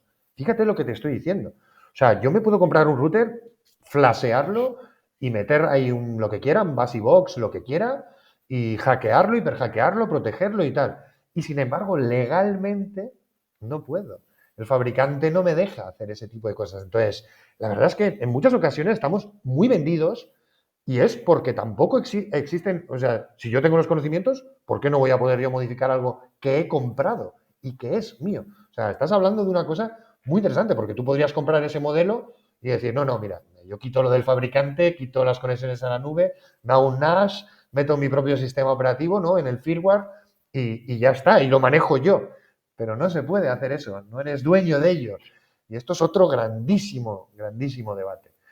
Sí. Y aquí te voy a llevar, porque además es fascinante la de cosas que has hecho, Brian, pero hay una que llama muchísimo la atención y que me gustaría preguntarte y darte la enhorabuena. En 2023 tú recibiste un premio del ISC2. Cuéntanos, no sé, ¿en qué consiste? ¿Por qué lo ganaste? Te he visto muy serio en la foto. Cuéntanos, cuéntanos un Sí, sí, poco. sí. A ver, este premio en sí fue una sorpresa porque obviamente, como todos conocemos del ámbito de la ciberseguridad, el ISC2 es un organismo gigante Claro, de- y muy respetado en cuanto a certificaciones de ciberseguridad. Y nada, que recibir la noticia, sinceramente al principio pensé que era un phishing, pero no, era real. Después de ir y vueltas, contactar a la gente y demás, me dijo claro. que era real. Recibí un premio, digamos, todos los años el ISC2 arma premios a nivel global de los logros globales del determinado año. A su vez tiene subcategorías, que puede ser, por ejemplo, al mejor analista senior, al mejor analista junior, al que contribuyó más voluntariamente en una determinada organización, o en este caso yo gané el premio, digamos, a todo lo que es el impacto de la inclusión. Buenísimo. Para todo lo que es Latinoamérica, por los proyectos que he llevado adelante tanto en la sociedad para temas de niñez, Qué digamos, todo grande lo que tiene que eres. ver con la explotación sexual infantil, proyectos así como te he contado al inicio, de decir, Ujú, ayuda a la gente a que busque nuevos cursos, siempre tratar de estar dispuesto para la comunidad ujú, y empezar a ir a escuelas. He dado charlas en muchísimas escuelas, he ujú, dado charlas en clubes, en municipios, he ujú, capacitado policías y fiscalías de manera gratuita. ujú. Con el poco conocimiento que tenía, digo, bueno, no me sirve de nada tenerlo yo, quiero transmitirlo. Qué bueno. Y estas cuestiones, bueno, me hicieron acreedor del premio a nivel Latinoamérica y la Enhorabuena. verdad que fue una Estás muy serio en la experiencia. foto, Brian, estás muy serio. Sí, sí, sí, no, no era para menos, sinceramente, estar allá y Pero estar con gente que para mí son profesionales sí, son grandes, muy ¿eh? grandes, Ujú. y yo estar ahí recibiendo el premio. O sea, yo tengo 31 años de edad y es como que me siento súper joven todavía para haber llegado a eso, Que va, pero, que va. pero sí, muy contento. Se premian tus proyectos y son unos proyectos muy buenos, Brian. Te doy la enhorabuena porque yo creo que, yo qué sé, que la gente que contribuye como tú, que no solo se mueve por el interés, digamos, por lo monetario, sino que quiere contribuir y apoyar y mejorar. Y además, en temas tan importantes, que estamos hablando del abuso infantil, el abuso sexual infantil, etcétera. O sea, normal que te premien. Olvídate de que tengas 31 o los que sean. Muchísimas gracias además por tu aporte. Aquí lo que te voy a llevar un poco es a este tema, ¿no? Cuéntanos sobre estos proyectos que has llevado un poco adelante en el tema de la lucha contra la explotación sexual infantil. La- Bien, la- de hecho, déjame sumar un dato más y nos contestas todos. ¿Tienes datos sí, de si este tipo de explotación están aumentando o disminuyendo? te respondo a la segunda, sí, está creciendo. Está aumentando. Eh, pero tiene que ver con la cuestión de la tecnología. Ujú, A ver, por parte de los proyectos que he llevado a lo largo de los años, siempre me atrajo a decir, bueno, ¿cómo puedo ayudar dentro del aspecto de la seguridad digital a ujú, aquellos que no se pueden defender? ujú. Entonces, Buenísimo. esto me llevó a empezar a investigar, a aprender, a contactar a la gente de NSMEC, de ICMEC, o sea, todo lo que es Missing Children en Estados Unidos, Ujú, de poder llevar proyectos adelante. Me ha tocado poder estar desde el Estado, desde Argentina, ujú, coordinando proyectos a lo largo del país con el tema de generar mesas que puedan discutir estas cuestiones en la política, que ujú, es muy difícil, es muy difícil que discutan eso. Bueno, ujú. llevar esto de las discusiones, llevar al entendimiento de que estas cuestiones no solo pasan quizás de forma aislada, también pasan en una empresa. Cualquier empleado puede Total. estar viendo material de abuso sexual infantil y como empresa tenemos que saberlo. O sea, si nosotros damos un dispositivo y lo monitoreamos, tenemos que ser conscientes de que estas cuestiones pueden pasar. Ujú, claro. Eh, nada, a medida que fui aprendiendo Ujú, y fui viendo el alcance que tiene y a su vez cómo año a año, y acá estas estadísticas no son que lo estoy diciendo yo, lo pueden ver en el sitio web de NSMEC, en ujú, base a los reportes que se realizan tanto de las grandes corporaciones como de cualquier ciudadano que puede reportar este tipo de cuestiones. ujú.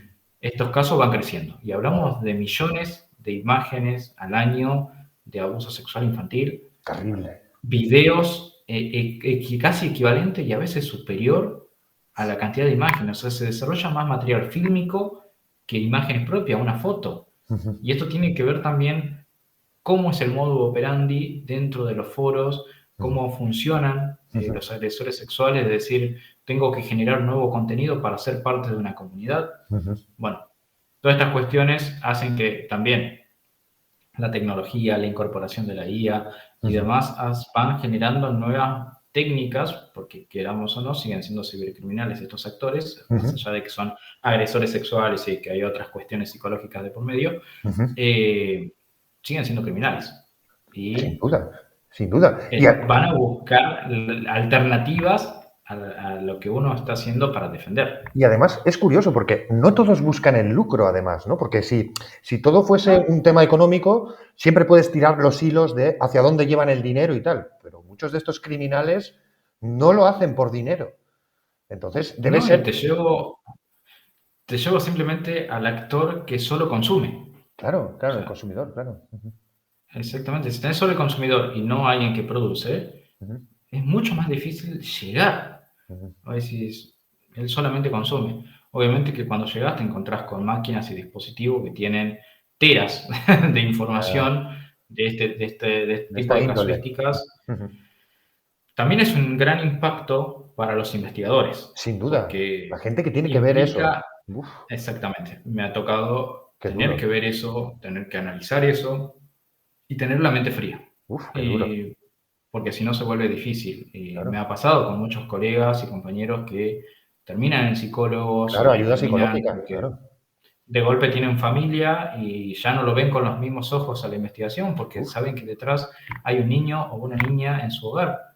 Entonces, nada, es todo un tema llevar este Muy tipo de duro, investigación. sí, sí, sí. Un beso a toda la gente que se dedica a eso, que estén las fuerzas de seguridad, activistas, a todos en general, porque es muy duro tener que lidiar con eso. Entiendo que se necesita ayuda psicológica y luego todos estos personajes que campan por ahí a sus anchas con este tipo de estilo. Se me ocurren miles de cosas. Yo recuerdo también hace tiempo esta idea de meter en este tipo de fotografías algún tipo de sonda, una fotografía creada con la IA, con una sonda, para saber quién la ejecuta y tal, luego intentar buscar que no sea un falso positivo, porque es lo que dices, estos personajes además tienden a acumular, son bastante, no son muy técnicos, muy profesionales. Ha habido casos de gente que eso, que en el ámbito laboral lo está haciendo, es casi roza esa enfermedad, digamos, o roza esa obsesión que les hace ser muy descuidados en muchos sentidos técnicos, ¿no? Entiéndaseme. Y entonces, claro, digamos que la cuestión que más me preocupa, además de lo bien que lo has explicado, es el hecho que nos digas que ahora esto hay más. Supongo que es porque hay más gente conectada a Internet. Exactamente, yo creo que ahí hablando de puntos de inflexión, ¿no? Cuando pasó todo el tema del COVID en el mundo, Ujú. se empezó a ver ese crecimiento. ¿Por qué? Porque Vaya, simplemente empezamos a tener al niño en el hogar y vaya. empezamos a generar una hiperconectividad. Y tenerlo todo el día en el hogar, ¿qué implicaba? Decirle, bueno, toma mi celular, Ujú, ponete a andar a la PlayStation, anda a hacer ujú, esto, y ujú, siempre lo teníamos conectado. ujú, Entonces esto obviamente acrecentó el alcance para los actores de decir, che, hay más niños conectados, ujú, son obviamente víctimas y que incluso víctimas a elegir como si fuera un menú. O sea, he ujú. tenido la posibilidad de estudiarlo en profundidad todo esto y Uf, realmente los eligen como si fuera un menú de comida, joder. de según la situación económica del niño, el país en donde vive, la legislación que tiene el país detrás, la La pobreza, facilidad, si tiene problemas, justamente, si tiene problemas en la familia, ya sea económicos, es más fácil alcanzarlos. Si claro. tiene problemas familiares entre los padres, y para eso utilizan mucho los SIN, empiezan a ver las redes sociales, empiezan a ver Ujú, información y lo investigan y dicen, listo, este puede ser una excelente víctima porque es fácil de alcanzar. Entonces, todas estas cuestiones son las que fueron sumando, sumando, sumando, y también la falsa seguridad, la falsa ujú. sensación de seguridad de los padres de decir, yo veo que el niño adolescente que está en el hogar está jugando un videojuego en la Mm. PlayStation, en el Xbox, Sí, pero hay un lobby para pensando entrar, hay un foro, hay miles de cosas, claro. exactamente, y detrás obviamente está lleno de, y esto he detectado un montón de casos, donde en los juegos estaban los agresores sexuales, Claro. donde justamente uno en un juego, y acá me pongo del lado de jugador, porque también soy jugador online, Ujú, es decir, yo no estoy a la defensiva en un juego, al contrario, yo estoy disfrutando, entonces te unís a jugar con un menor ujú. y no va a estar a la defensiva como quizás sí lo pueda llegar a estar en una red social que lo contactás de la nada. Claro. En un juego te haces pasar por amigo, ganan partidas, le regalas algo a cambio de, y Ujú, así empieza el ida y vuelta que termina después, ¿no? Que en estos inconvenientes que terminan pasando material autogenerado o ujú. que terminan incluso en graves situaciones como un encuentro y se comete el abuso sexual Uf. o incluso la desaparición o fallecimiento de un menor. Esos peores, sí. Y no tienen cierta responsabilidad. Me ha venido a la mente el lobby del Fornite. El lobby, para que sepa la gente que nos pueda escuchar que no entiende de esto, es mientras esperan para entrar en la partida, están en un sitio donde pueden hablar y pueden charlar. Y ahí hay mucha gente que sabe que hay muchos niños reunidos esperando para.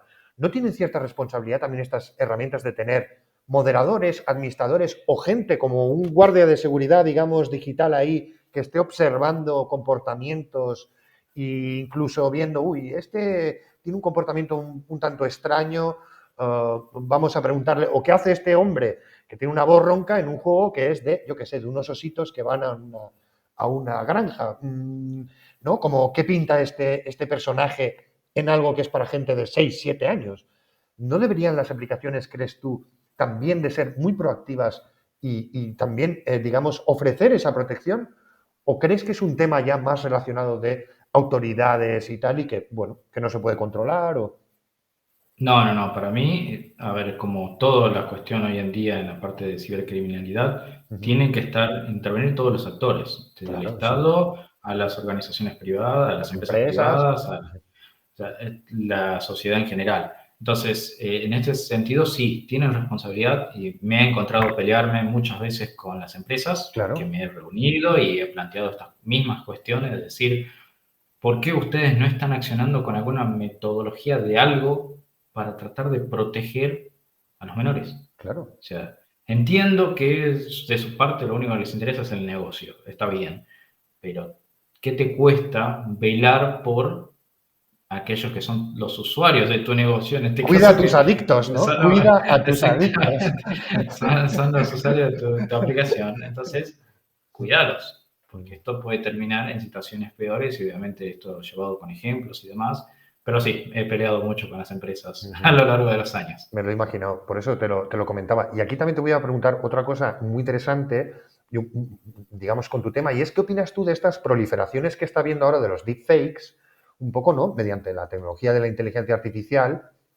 Y, por ejemplo, que ha sido casos que ha pasado en Europa, donde se han sustituido fotografías de menores con cuerpos generados por inteligencia artificial y se han distribuido. Es decir, no son esas personas, pero sí se está utilizando parte de su, digamos, de su morfología y al final se está generando un deepfake y esto se está expandiendo por ahí. Claro, esto abre una especie de brecha extraña en la legalidad porque no son esas personas, pero sí son esas personas. ¿Tú qué opinas un poco de esta proliferación? ¿Cómo crees que podemos hacer para controlar esto? ¿O tampoco se puede o no se puede?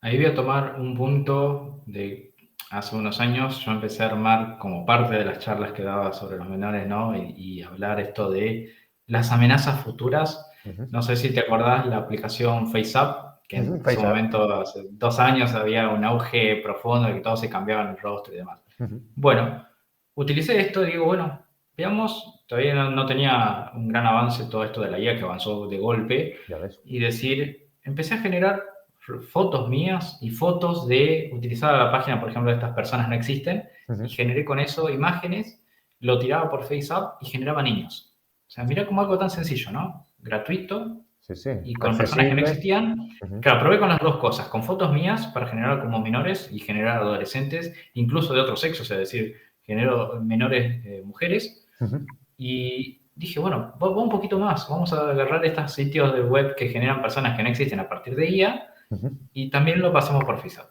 ujú, Y empecé a generar niños que no existían. ujú, Está bien, hasta ahí hablamos de un punto inicial donde solo tenés la foto, como por ejemplo para un perfil de Facebook. Bueno, ujú, ujú. ahora empezamos a avanzar, empezó a avanzar la inteligencia artificial. Hoy podemos no solo reemplazar la voz, podemos hacer el deepfake de Cuerpos, videos de acciones que podemos estar vídeo. haciendo Ujú, y hasta podemos hacer una videollamada en tiempo real con aplicaciones de inteligencia artificial donde generamos el deepfake. O sea que del otro lado nos están viendo como si fuera un menor. así es. Ujú, Entonces, yo creo que hoy todavía no estamos preparados para nada en cómo luchar contra eso. ujú, qué De que bueno. se tiene que sentarse y empezar a discutir justamente todos estos temas, tienen que hacerlo. Y empezar a evaluar las herramientas desde el aspecto técnico y empezar a pedir ayuda de grandes corporaciones como quizás puede ser Google, Microsoft.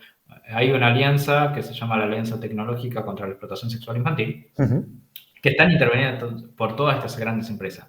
Bueno, tienen los recursos económicos, tienen los recursos tecnológicos. ¿Cómo podemos luchar contra esto? que se pongan a ello. Ujú, Exactamente. O sea, si hablan de compromiso, de decir nos comprometemos contra la explotación sexual infantil, bueno, siéntense y empiecen a plantear a partir de su tecnología cómo yo puedo luchar contra esto.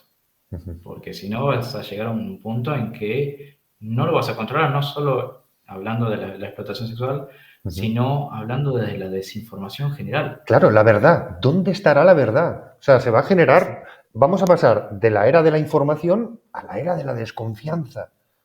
Y esto, cuidado, Exactamente. cuidado. O sea, digamos que no te puedas creer, porque acuérdate el vídeo aquel clásico de Obama, ¿no? Ya no podrás creer nada, los hackers además lo sabemos bien, nada que te venga de una pantalla podrás creerlo. No lo Entonces, creíamos antes, no no lo lo vamos a creer creíamos ahora. antes, pero claro, pero la gente sí que está muy, digamos, adoctrinada con que si la pantalla lo dice, la pantalla lo dice. Entonces, claro, Exactamente. veremos dónde nos llevan este tipo de cuestiones. Aquí hemos tenido pequeños casos fáciles de detectar, hechos por niños y tal, pero que están abriendo una beta ahí terrible y de algo que es muy difícilmente controlable, muy difícilmente controlable. Veremos dónde nos lleva. Esto lo llevo simplemente a la legislación, ¿no? De decir, un agresor genera material de abuso sexual infantil por IA, por deepfake y demás, genera niños teniendo relaciones, y de golpe esto lo empieza a utilizar para compartirlo en foros, para entrar a una comunidad, por ejemplo, y la justicia lo detecta, va a su casa, secuestra todo el contenido que tiene y se encuentra con que todo está generado por IA. Sí, no ¿Es existe. culpable? Claro. Entonces empiezan a generar interrogantes porque quizás tu legislación no avala que el material autogenerado por inteligencia artificial, gráfico que represente menores, sea punible de una Claro, sanción no hay una penal. víctima, no hay una víctima, ¿no? O sea, que, te entiendo, o sea, siempre cuando hay un delito, hay un caso, tú has sido policía, hay una víctima. Aquí, la víctima. Entonces, entiendo que lo que hay que es un poco, ya se ha hablado un poco por ahí, que es la víctima es la sociedad, digamos. Pero claro, es que aquí entramos en temas morales, porque ¿dónde está ese punto? Te quiero decir, ¿dónde está el punto de, yo qué sé, por ponerte un ejemplo de estos casos, de cantidad de ropa para que sea un delito? ¿Dónde está la, no? O sea, quiero decirte, ¿dónde está el hecho? Es muy difícil porque ahí son temas morales, son temas incluso religiosos y claro, llegar a ese punto intermedio donde todos estén de acuerdo, lo veo muy difícil, lo veo muy Sí. difícil. Bueno, y después de hablar contigo todos estos temas tan interesantes un poco de, bueno, pues de los menores, del deepfake, etcétera, te voy a llevar a este bloque de ciencia. Aquí en el canal de Hacker Style hemos tenido invitados, invitadas de mucho tipo, científicos, gente de la tecnología, filósofos, etcétera, etcétera. Y siempre suelo llevarles a esta cuestión para ver cómo vemos desde nuestro punto de vista este tipo de preguntas que son bastante interesantes. Y la primera, por ejemplo, es, ¿qué es para ti, Brian, la ciencia? Bien. Es una muy buena pregunta, tiene muchas definiciones y demás. Desde mi pensar, yo lo tomo como el camino hacia el entendimiento. Basado en lo que he visto a lo largo de mi vida y lo que he estudiado de ciencias, ya sea me ha tocado estudiar ciencias exactas por todo lo que tiene que ver con las cuestiones técnicas, a estudiar ciencias sociales por todo lo que, y ciencias criminales, por ejemplo, a lo largo que me ha tocado ser un efectivo policial. Entonces lo tomo como el camino hacia el entendimiento basado en la observación y una búsqueda colaborativa que lo impulsamos por la curiosidad y el deseo de entender cosas. Yo deseo entender el mundo que me rodea. No sé, eso es para mí la ciencia y ahí, a medida que vamos hablando de todo esto que estuvimos hablando, siempre trato de entender. Entonces, en ese entendimiento tengo metodologías, hago observaciones, busco colaborativamente quizás con otros equipos, con otros profesionales. El hecho de estar haciendo esto en este momento, de estar grabando para una audiencia, también el que está escuchando después este video está tratando de entender nuevas cuestiones en el aspecto de la ciberseguridad y está generando ciencia, ¿no? Al menos esa es mi perspectiva, ¿no? de esta terminología. Buenísimo. Y la cuestión aquí es, ¿tú consideras que la ciencia ha ido siempre de la mano de lo militar? Sí. No lo digo solo porque haya sido militar anteriormente también, sino por el hecho de que a lo largo de la historia siempre se vio que determinados avances tecnológicos obviamente comenzaron con usos bélicos o con usos de investigación bélica, porque quizás no llegaron a convertirse en un arma, pero sí se utilizó esa tecnología para investigar ese proceso y después termina siendo algo que lo utilizamos Civil. todo. Ujú, Y acá yo puedo poner el mayor ejemplo, lo hablo de las grandes potencias, ¿no? ujú, Estados Unidos, Rusia, China, ujú, donde están probando armas con tecnología que hoy no lo vemos en absolutamente nada. ujú, Y después estamos utilizando esas mismas cuestiones en aspectos diarios, en usos científicos, digamos, generales, ujú. pero sí, yo pienso que sí se utiliza y lo he visto mucho. El GPS, por ejemplo. El GPS que Sí, llegó al ámbito civil, ¿no? Por poner un ejemplo concreto, pero su ámbito era, pues, militar, ¿no? El poder geolocalizar objetivos desde satélites para poder lanzar cohetes a estos blancos y que también se puede utilizar, pues, para, bueno, pues, para ir a una pizzería, básicamente, y no perderte. el Y, tradicional, el uso de infrarrojos, por ejemplo, también. los infrarrojos, las microondas, por ejemplo, el microondas. Sí, sí, hay muchos, muchos ejemplos ahí. Y aquí te voy a cuestionar o a preguntar, un poco para que la audiencia tire de hilos, ¿qué científico o qué Sí. científica destacarías por sus descubrimientos? A ver, si bien existen muchos científicos a los que Es difícil. hoy agradecemos que todo lo que conocemos y tenemos respuestas a un montón de cosas fue gracias a ellos. Yo, en mi caso, y yendo un poco más al aspecto técnico, para mí fue Alan Turing, Alan Turing. Ujú, porque no solo permitió empezar a entender un poco esto, ¿no? del tema de las encriptaciones, la ujú, criptografía en general, ujú. empezar a entender un poco más el tema de los algoritmos, sino que al día de hoy, ya no existiendo, sigue dándonos respuestas a todo esto de la inteligencia artificial. Test de Turing. Sí, entonces para mí creo que yo por lo menos lo destaco en los descubrimientos, más allá de que en su historia fue una historia muy sufrida, Ujú, sí. eh, el conocimiento que tenía y todo lo que avanzó con estas partes, hoy desde mi lado lo veo muy favorable.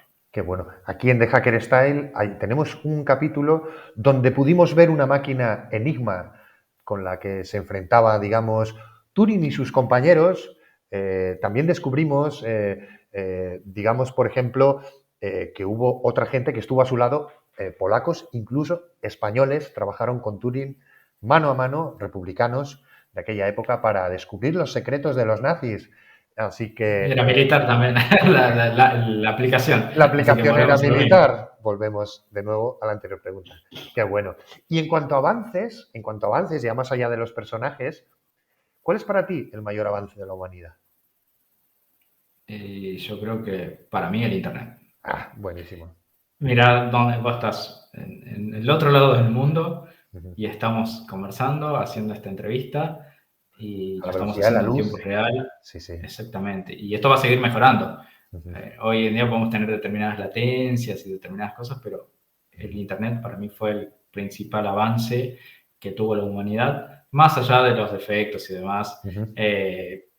Yo creo que hoy lo es todo, o sea, estamos hiperconectados Y en todo. qué avance Incluso más yo bueno. trabajo desde mi casa, así que sin el Claro. internet literalmente no puedo Y trabajar. qué avance más bueno para unir a la humanidad, ¿eh? O sea, es lo que dices, independientemente de los pros y contras que podamos subrayar, como invento es fascinante Internet. O sea, es increíble. Y lo estamos viviendo, lo maravilloso, ¿no? Que hemos nacido en este tiempo. De hecho, somos de la generación que nace con el propio Internet. Como tú dices, ¿dónde Sí. llegará Internet dentro de unos años? Nosotros somos los primeros en usarlo. ¿Dónde estará más adelante? Y aquí te voy a hacer una cuestión que sí tiene que ver con estos pros y estos contras. Fue una cuestión que hablé con un teólogo hace tiempo. Un poco vamos a ver, Brian, cómo lo ve también esta parte más filosófica, también más espiritual. Y es una cuestión que me gustó tanto que la estoy añadiendo, digamos, a las entrevistas. Y es si tú crees que la tecnología nos hace más felices. ¿Tú crees que la tecnología nos hace más felices? ¿Somos más felices usando Internet y toda la tecnología? A ver, hoy está ya implementado en el día a día. Yo creo que sí. Y acá tomo algunos ejemplos, ¿no? que había de hechos que trabajé, por ejemplo, en la defensa del tema de la niñez. Ujú, Hablaban, ¿no? de que los niños de hoy, o ujú, sea, los nativos digitales que ujú, viven de Internet, ujú, mencionaban que gracias al Internet pudieron desarrollar muchas habilidades desde muy jóvenes, ujú. tener acceso a otras determinadas cosas. Y hablando desde la perspectiva de los adultos, A ver, a mí me transmite felicidad el hecho de, por ejemplo, decir esto, ¿no? Yo me puedo conectar con cualquier persona del mundo. Ujú, La tecnología avanza, por ejemplo. La IA hoy nos permite hablar en cualquier idioma en tiempo real ujú, y entender al otro. Y ujú, esto yo antes no lo podía hacer. No sé, si tengo que hablar con alguien de Japón, ujú, ¿cuántos años tardaría yo en aprender japonés o el japonés, aprender español ujú, para poder conversar conmigo? Y hoy lo puedo hacer sin problema. Incluso puedo estar mano a mano, no necesito una computadora, o sea, simplemente teniendo un dispositivo en la mano, un celular, yo ujú. puedo estar al lado y conversar. Y esto lo he visto yendo a tomar un café donde vive una persona de China conversando con un argentino a través del celular Ujú, y se entendían. Y estaban compartiendo un café mano a mano ujú, y yo creo que en esos aspectos sí te da felicidad, obviamente, también tener los aspectos negativos, que puede ujú. decir la sobreexposición de la tecnología, la sobreexposición de La información, que ansiedad, también los problemas mentales, la yo, por soledad. ejemplo, a mí me generó un toque que yo tengo que ver el celular cada rato. Claro, la Hasta adicción, me despierto en las madrugadas para ver si tengo una notificación. O sea, de claro. estar durmiendo de lo más bien, me despierto y miro el celular, veo las notificaciones y me vuelvo a dormir. Ujú. Sí. Entonces termina generándote justamente esa ansiedad, ese toque Es que del excesivo uso de la claro, tecnología. lo que hablábamos es que precisamente Internet une a todo el mundo, pero paradójicamente el sentimiento de soledad en la juventud y en la gente mayor es el mayor de la historia. Entonces es Bueno, como una fíjate gran todos paradoja, ¿no? los juicios que le están haciendo a las redes sociales, Ujú. justamente por el daño que están ocasionando Ya era hacia hora, los por cierto. Ya adolescentes. era hora, por cierto. Ujú, Sí, eso sí, independientemente de eso, pero es un ejemplo de ujú, cómo la tecnología ahí no le está dando felicidad. ujú. O sea, Claro, está causando una alta tasa de suicidios terrible. justamente por el alcance que genera. Yo un ejemplo que ponía era el tradicional bullying en la escuela. Ujú. El tradicional bullying se cerraba ese círculo de la escuela Sí, a la hora y no de volver salía a de ahí. casa, ahí se quedaba.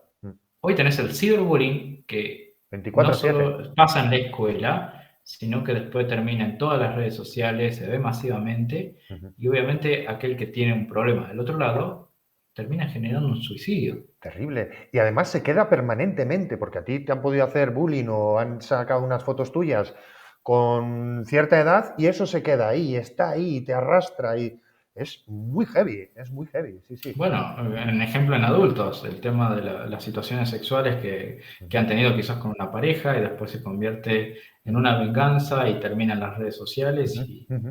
donde vaya esa persona ya totalmente adulto, va al trabajo y todos vieron esa Claro. foto, Uf. va a la universidad y todos vieron esa foto, toda la familia ve esa foto o ese video, lo que sea. Ujú, Y terminan generando problemas psicológicos y decir, no quiero salir más de mi casa, no ujú, quiero hablar a nadie más porque entonces uno tiene que empezar a luchar y superar esas cuestiones, pero ujú. abarca a todas las edades. Sí, justo estamos en The Hacker Style buscando un momento para hablar con una persona que es especialista en el derecho al olvido, lo que se llama el derecho al olvido.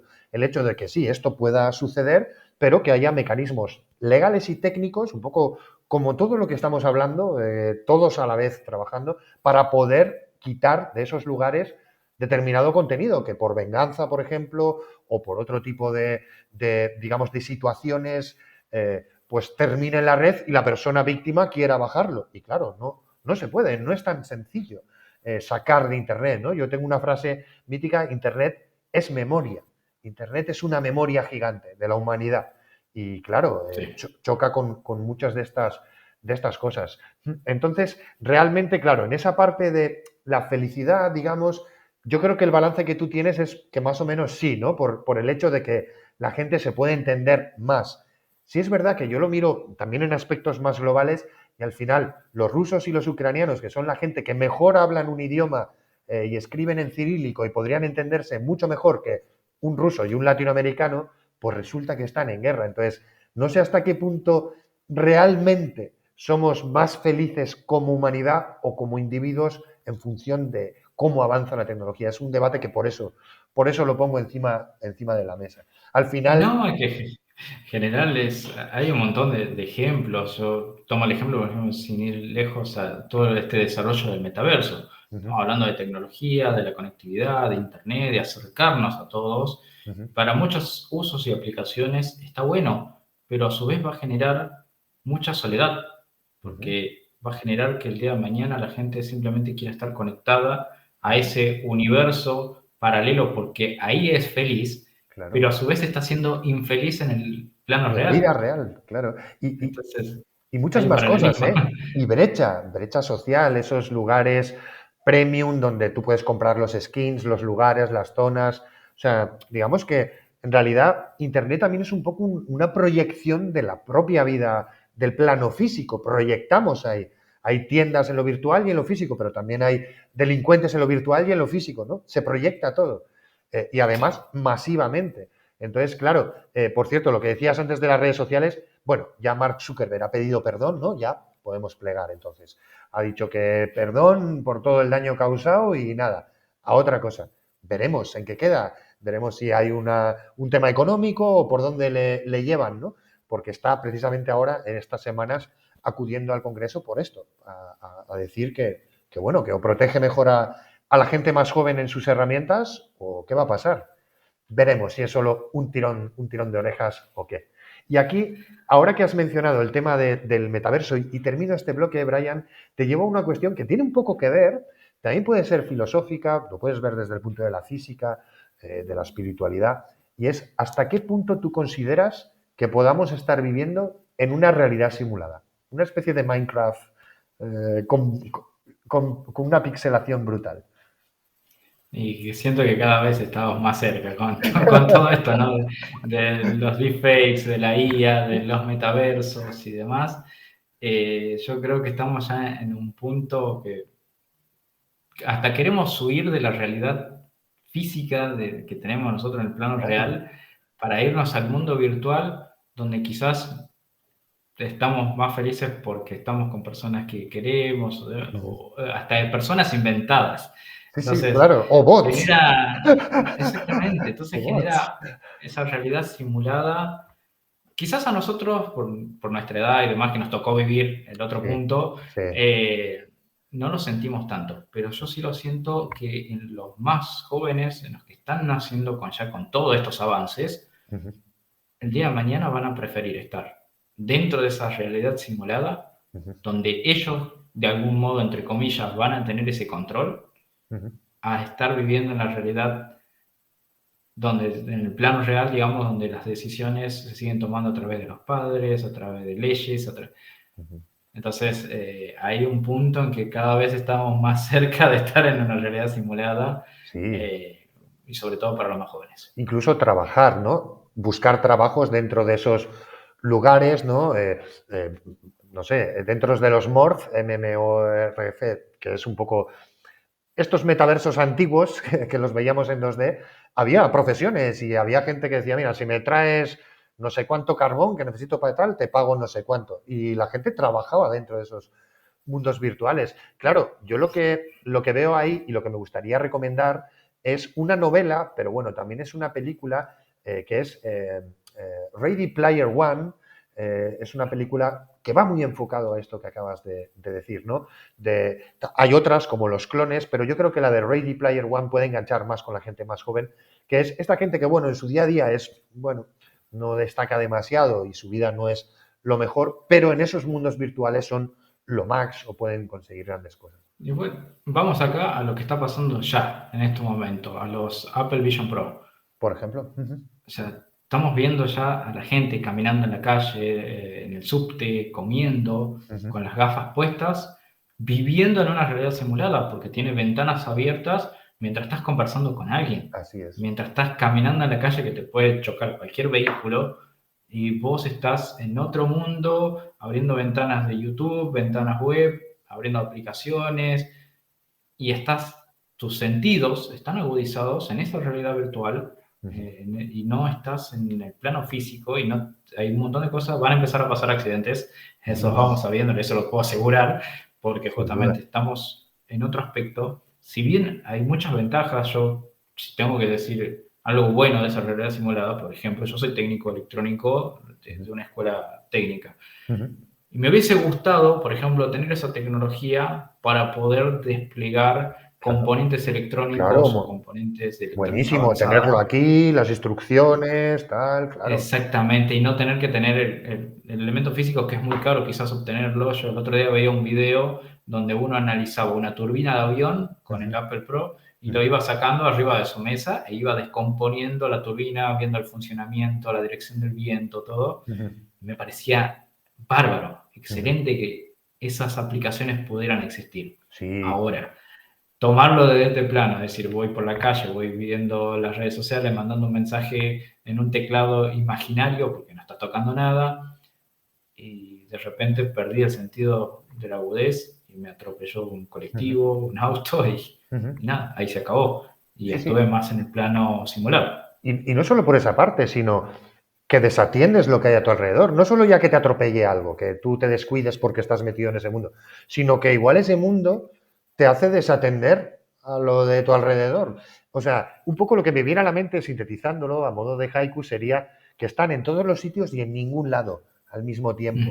Y luego un poco lo que comentabas de las gafas, yo vi una aplicación que me encantó, brutal, que era un tema médico también, y era la figura de un ser humano y quitando capas le podías ver la parte de la musculación, de los esqueletos, hacer un zoom para buscar una zona que estaba dañada. Y esto era fascinante porque digamos, el médico estaba realmente viendo algo virtual, pero indagándolo de una manera que dices, wow, o sea, increíble. Ahora bien, ¿dónde nos llevará más allá de estos aspectos como que decías, ¿no? De ingeniería y de la medicina y tal, prácticos? ¿Cómo entrará esto dentro del ocio y del entretenimiento? Pues es ahí donde podremos ver más problemas, ¿no? Un ejemplo tradicional nuestro del que vivimos hoy en día es, estás en una mesa y todos están con el celular y nadie habla entre nosotros a menos que te quedes sin batería o se corte la luz. Claro. Entonces cuando decís, che, me toca hablar con mi familia. Uh-huh. Y ya estamos viviendo gran parte de esa realidad simulada porque estamos conectados a un dispositivo. Qué bueno. Yo mismo me pasa los dolores de espalda quizás, ¿no? De todo el día estar con el celular. Claro. Y ya estamos eso ahora, ponerte esas gafas y todos comiendo en la mesa, directamente no. Uh-huh. No estamos en el plano físico. O sea, lo único que estás haciendo en el plano físico es comer, Uh-huh. pero después estás en Bueno. otro lado. Sí, y además, aquí es que en estos mundos virtuales la verdad está distorsionada. Tú generas tu avatar, tú generas tu verdad. Tú no te generas tal y como eres.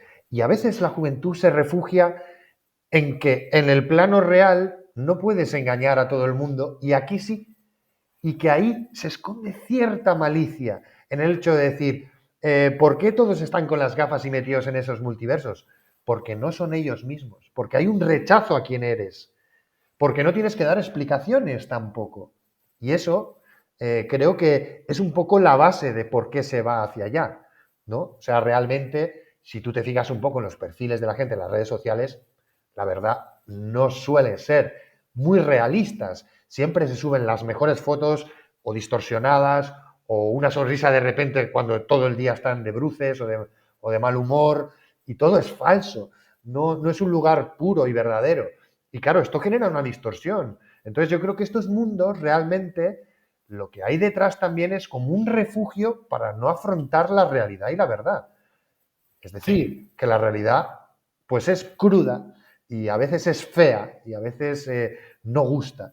Y sin embargo aquí pues puedes generarte una especie de alter ego y alimentar tu ego precisamente con algo que no es real. Entonces yo creo que hay cierta perversión también en estas herramientas. No sé cómo lo ves.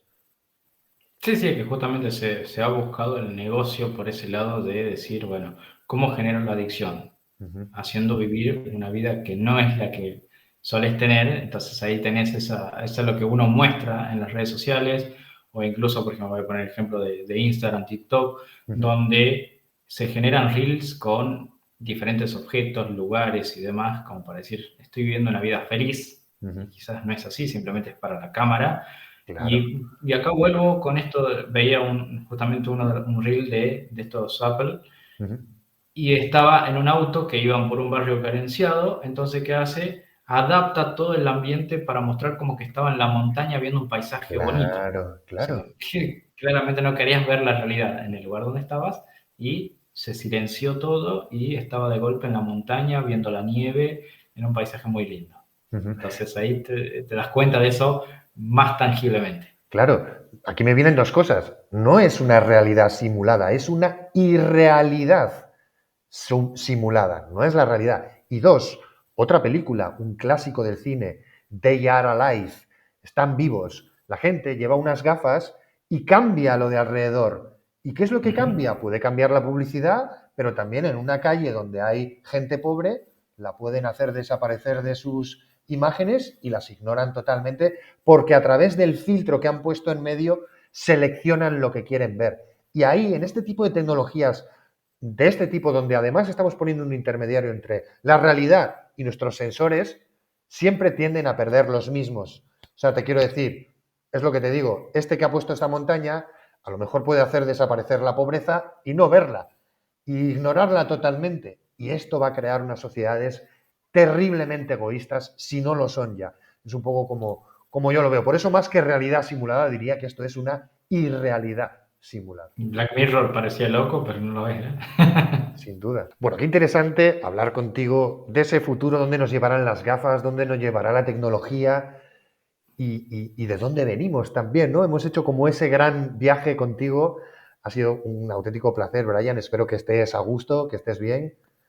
Sí, sí, sí, el placer es mío y no, la verdad que está muy bueno ir y venir en este plano, ¿no? En el pasado, en el presente, en el futuro, siempre obviamente hablando del aspecto de la tecnología, pero creo que bastante atrayente. Claro, y de la filosofía, de la esencia de los hackers, qué bueno. Aquí te voy entonces a cuestionar qué opinas de la Internet actual, la de ahora, con respecto a la Internet de antes.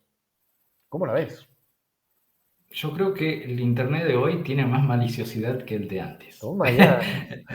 Porque yo Cuéntame. recuerdo que en el de antes podíamos tener vulnerabilidades, podíamos exponer información y Había un quizás buen el rollo, ¿no? impacto, o sea, no era el gran impacto que hoy tiene. Hoy Ujú. ya estamos hablando, justamente lo hablamos a lo largo de la charla, puede desembocar hasta en pérdida de vidas Claro, sí, sí, sí. por, gracias a ese nuevo Internet.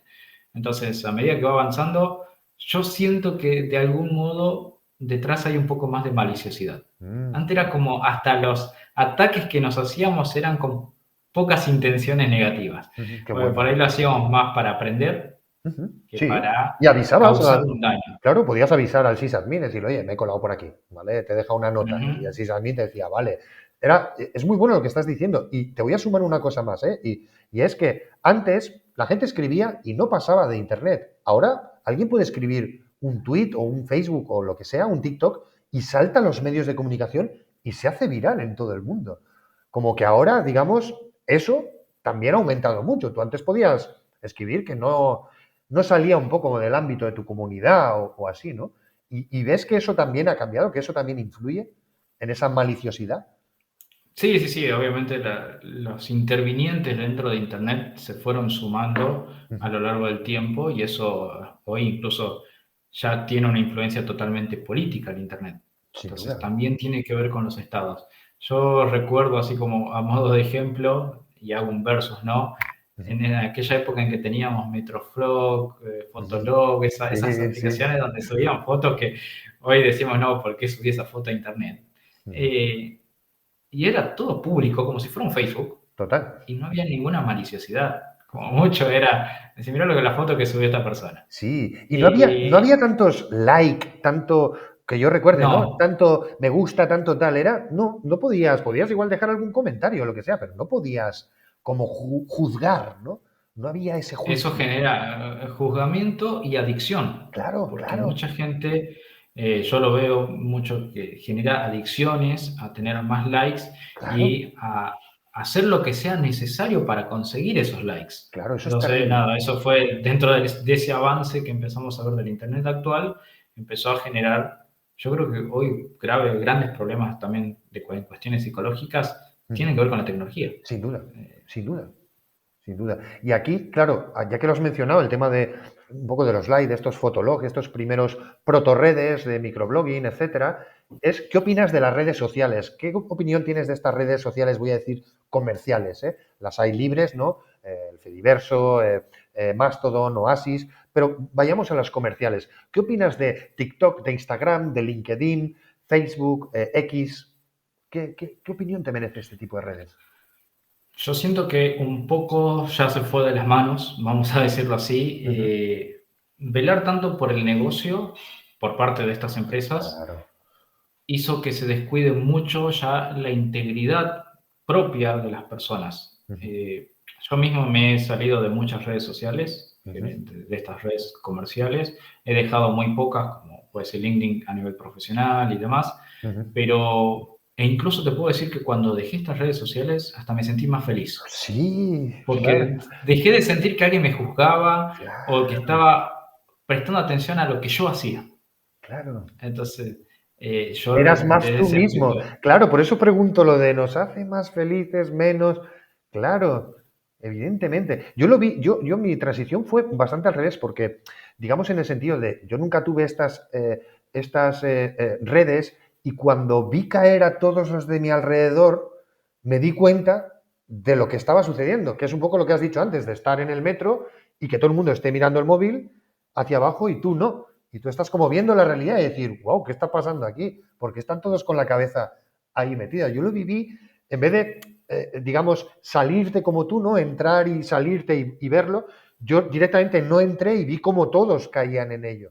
Y me pareció Claro. terrorífico, me pareció Black Mirror total, total. Entonces, es lo que dices, de no sentirte juzgado y más, sentirte más libre, menos dependencia, menos pip, pip, pip, menos soniditos de tragaperras, de tienes una notificación, ven a ver lo que tal. ¿Sabes lo más interesante de esta semana? O sea, eso es como muy angustiante todo el rato. O sea, Bueno, es un poco lo que te decía. Hoy me levanto en las madrugadas simplemente a ver las notificaciones, a ver qué noticia me llegó, sí, si alguien me comentó algo. Entonces, genera una determinada adicción que cuesta salirse. Si total. bien he valorado mucho la perspectiva de decir, nos conectamos con otros, Ujú, y acá pongo el ejemplo de LinkedIn.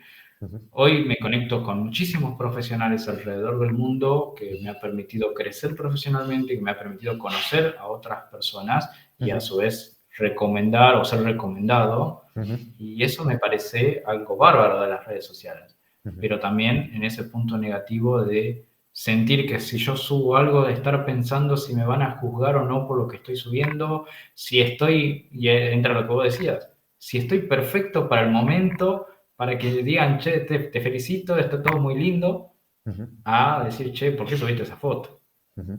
¿O por qué Claro. subiste ese video? Claro, y no solo tú, también los de tu alrededor, porque tus amigos, aunque tú no quieras, también te pueden hacer una foto en una fiesta en la que no quieres estar. O sea, es como un descontrol, ¿no? Que no quieres que se vea o lo que sea, ¿no? Te quiero decir que ya no solo depende de ti, sino que también tus círculos de amigos, como no estén concienciados, ¿no? Como decías tú, de todo lo que significa, también te vas a acabar desplazando de ellos porque de alguna manera no están respetando tu derecho, ¿no? O sea, que quiero decirte que no es solo un tema del individuo, también es de tus círculos de amigos, de tu familia, etcétera, ¿no? Bueno, Claro. ahí tomo esto que mencionas porque lo mencioné en una charla de Ujú, seguridad, ujú, porque justamente muchos evitan, los que estamos en esta comunidad, evitan publicar cosas en las redes sociales, o claro. gente que se está ocultando por X motivo, que me pasó siendo policía, trata de no estar presente para que no los encuentren, Ujú, pero siempre está el amigo, el familiar, el tercero claro. que te puede poner una etiqueta, que te puede nombrar, que te puede subir en Geolocalizar, una foto, claro. y de esa forma llegas a la otra persona. Ujú. Entonces, no, eso no solo depende de nosotros, depende del tercero también. Sí, y te hablo de otros usos, incluso más inocentes. Esos padres, y lo engancho con todo lo que hemos hablado contigo, esos padres que suben fotos de sus hijos de menores. Mira qué bonito está aquí bañándose en la playa, mira qué bonito está aquí, yo qué sé, jugando y tal. Y no se dan cuenta de que lo están subiendo a un sitio donde hay, pues, muchísima otra gente que puede ser maliciosa y que va a tener acceso a ello. O sea, yo no te hablo incluso de, ¿sabes?, de que haya incluso maldad, sino darse cuenta de lo que conlleva subir a Internet y que además que esa foto va a estar ahí siempre. Volvemos a engancharlo con lo que te decía el derecho al olvido, de que encima no se puede bajar. O sea, No, Yarentín, el famoso Yarentín. claro, es increíble. Y aquí la cuestión, y ya llegamos casi al final, ¿tú crees además que las redes sociales deberían ser solo para mayores de edad? Como entrar a un club o como entrar a un sex shop o como entrar a algo de adultos, ¿o no? Esta discusión la he tenido con las redes sociales. Yo creo que no lo haría llegar quizás a menores muy chicos, llámese por debajo de los 12 años, vamos a poner. Entiendo que los adolescentes hoy, al ser nativos digitales, quieren tener ese acceso, Quieren estar ahí. tener esa hiperconectividad, pero tiene que ser de forma controlada. O sea, porque si no también generas esa adicción y Claro. generar, vivir en esa irrealidad simulada por parte de los adolescentes, y cuando crecen, literalmente crecieron aprendiendo otras cuestiones que no son reales. Claro, y su cerebro además se estaba formando, porque el cerebro no se termina de formar completamente hasta los 21. Bueno, hay estudios, se está siempre generando, pero hay muchos cambios hasta los 15, 17, hay muchísimos cambios en el cerebro. Ahora, por debajo de esas edades que menciono, yo, en mi persona, creo que no, porque no tienen la conciencia suficiente para asumir los riesgos que hoy pueden haber en la parte digital. Qué bueno. Y si aún así con concientización, enseñanza, aprendizaje, como lo hacía en las escuelas o como lo hacen muchos profesionales a lo largo de distintos proyectos, aún así no toman determinada conciencia porque empiezan a luchar entre en esa conciencia de cuidarme y a su vez en que también quiero tener una determinada reputación, quiero ser pertenecer igual al que grupo, mis compañeros, no quiero ser menos que ellos. Claro, eso es muy básico. Entonces termina, yo lo he visto y lo he vivido en carne propia a través de mi familia, donde mi hermana justamente, ya hoy ya está más crecida, pero cuando era más chica, ella no, por parte de mi mamá, obviamente sabiendo de todo lo que yo trabajaba y los riesgos, no la dejó tener redes sociales de chiquita. Claro. Y cuando iba a la escuela se encontraba con que sus compañeros las dejaban de lado, la excluían por no tener redes sociales. O sea, en el plano físico la excluían. Sí, terrible. Y terminaba haciendo un bullying, justamente, y ella volvía a casa diciendo, pero yo quiero tener amigas, déjame tener redes sociales para poder tener amigas. Complicado, sí. Claro. Entonces, nada, yo en ese aspecto pienso que los de determinada edad para abajo no deberían de tener y que sean consumidores de un aprendizaje de concientización de lo que sí van a poder llegar a tener siendo adolescentes. Quizás me equivoco, quizás no, pero es mi pensamiento actual. Claro, es que, a ver, es que hay muchos aspectos, es que las hormonas están disparadas también a ciertas edades, o sea, es que hay, o sea, quiero decirte, igual que se regula el acceso al tabaco o al alcohol o a conducir un coche o a muchas cosas, pues habría que evaluar un poco estos riesgos que tienen para la mente, para la psique y también para el futuro, digamos, de esa persona, porque igual con 16 años eres un cabra y te haces miles de fotos de borrachera y tal, y luego a la hora de buscar trabajo, cuando tengas 30, pues eso te va a pesar, porque no supiste ver, y una empresa va a decir, joder, este tiene una tendencia psicológica de tal manera a las adicciones, yo qué sé, o los seguros, o sea, quiero decirte, hay tanto ahí que yo creo que incluso no solo es el aspecto, digamos, meramente de la edad, sino de que los niños, las niñas no son conscientes de lo que significa que algo no se pueda borrar nunca. No son conscientes, no. Y muchos adultos tampoco. Muchos adultos tampoco, la verdad. Pero creo que simplemente por eso habría que poner una serie de mecanismos que lo impidiesen, básicamente. Que como llega todo, como el que quiere entrar a una discoteca y no puede hasta que tiene 15 o 16 años, pues lo mismo, con las redes sociales igual. Que luego tendrán sus mecanismos y lo que sea, pero eso ya es otro tema. Pero al menos que se regule de alguna manera, porque si no, es lo que tenemos. Yo hablaba aquí con una entrevistada, los datos, digamos, de menores de 17 años en España de suicidios, con respecto al año pasado, se han disparado. Es terrible. Las niñas se suicidan, más que antes. Entonces, esto hay que pararlo. Esto hay que pararlo. Porque además, lo que comentaba es que un suicidio de una menor no es un fallo de una persona, no es un fallo de los padres, es un fallo de mucha gente, de la educación, del colegio, de los amigos, de la familia, de las fuerzas de seguridad del Estado, de los anuncios, de todo. Es un fallo de la sociedad y creo que es de los mayores errores que podemos cometer, y es que dejar que una niña se nos suicide. Y esto mucho tiene que ver con lo que tú has dicho, con esa presión constante, si estás dentro, porque estás dentro. Por mira lo que sube, mira cómo eres, yo soy más atrevida, yo tal, y si no estás dentro, porque no estás dentro. Eres un bicho raro y tal. Entonces, claro, esto hay que entrar de lleno. Digamos, ya hay varios lugares en Europa donde se está empezando, no me gusta tanto prohibir, la verdad, realmente, pero a veces parece que es la solución. Por ejemplo, en lugares como Islandia y Finlandia, que fueron los primeros en meter tablets y computadores en los colegios, son los primeros que están retirándolo y están diciendo que nada de móviles en las aulas ni en el instituto. Que se dejan un cajetín, les ponen un cajetín, dejan el móvil y cuando salen lo recogen y tal. ¿No? Un poco como tratando un poco de, claro, de evitar esas adicciones y tal, porque esta gente, recordemos, es la gente que más adelante tendrá que cuidarnos. Y como estemos generando una generación de auténticos adictos chiflados, pues veremos dónde nos lleva. Y aquí te voy a llevar yo a la última cuestión, Brian, y es, ¿qué opinas de las inteligencias artificiales y qué futuro le ves? Bien, en lo que conlleva la opinión, bueno, estuvimos hablando un montón el día de hoy de todas las cosas que se pueden hacer y aplicaciones que pueden llegar a tener. ¿Y qué futuro le veo? A ver, esto ya está declarado que lo tenemos implementado y está en crecimiento y está teniendo un avance, pero agigantado. Usos malos, lamentablemente vamos a tener muchísima desinformación, muchísimo fake news, muchísimos ataques y nuevas amenazas generados a partir de IA, claro, lo cual genera una cierta consecuencia. Pero también trato de ser optimista. De otro lado, decir, claro. así como está todas estas cuestiones malas, lo vamos a utilizar para el bien, claro, para generar nuevas herramientas de protección, para generar mejor acceso a determinada información o mejor descubrir amenazas. Claro. Entonces, yo pongo hoy un ejemplo, ¿no? De crear un bot que te permita analizar una amenaza, ya se puede hacer. Y empezar a entender eso que están utilizando para el mal.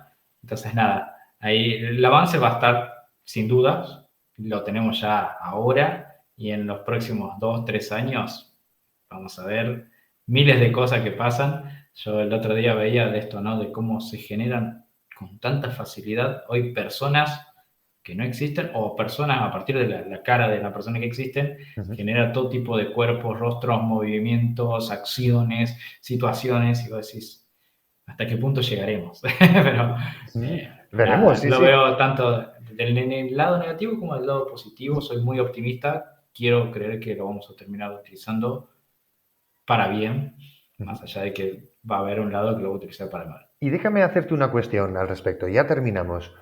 ¿Tú cómo ves, como bien o mal, el hecho de que personas fallecidas puedan de alguna manera revivir a través del Big Data recopilado en su vida y la inteligencia artificial? ¿Esto lo ves como algo bueno? ¿Lo ves como Black Mirror? ¿Lo ves como algo malo? ¿Tú qué crees? Sí, lo veo medio Black Mirror, pero no. ¿Pero te gustaría hablar con alguien que no está? O sea, ¿cómo lo ves?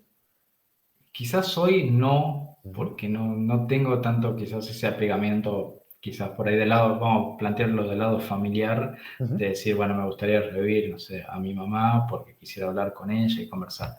¿Por qué? Porque estaríamos en esta irrealidad, porque yo sé que no está pasando. Entonces, el mensaje que me pueda transmitir, si yo no estoy bien psicológicamente, hasta puedo llegar a creer lo que me dice. Claro, claro. Entonces, la inteligencia artificial obviamente actúa en base a los datos, aprendizaje, y te va a buscar dar una respuesta basado en cómo vivió y demás. Entonces, por ahí te va a dar un consejo y vos vas a querer seguir ese consejo. Te va a decir lo que quieres oír. De una computadora. Sí, exactamente. Pero es lo que quieres oír. Y puede ser que te haga... Ya, pero puede ser que te haga feliz. O sea, quiero decirte, mira, aquí ya te lo llevo a esa filosofía. Te puede hacer feliz, pero quizás te lleve a cometer acciones que no querés. Entonces, yo en lo personal, a mí no me gustaría. Pero obviamente sé que va a pasar, ya está pasando, que hay proyectos de esto. Qué bueno. Pues yo creo que un poco hasta aquí, ya habéis visto el gran Brian, es un placer increíble hablar contigo. Eres un genio, digamos, y espero que siga adelante esos propósitos de tu academia, de tu consultoría, pues donde llegues, donde vayas. Y un poco yo creo que el broche es con este gran Brian que ya habéis visto, que siempre, digamos, mira las dos caras de todo, la parte buena, la parte mala. Yo creo que es un buen lugar aquí para poner un punto y final a esta charla tan emocionante y tan divertida. Y nada, si quieres comentar algo, pues aquí tienes tu cámara.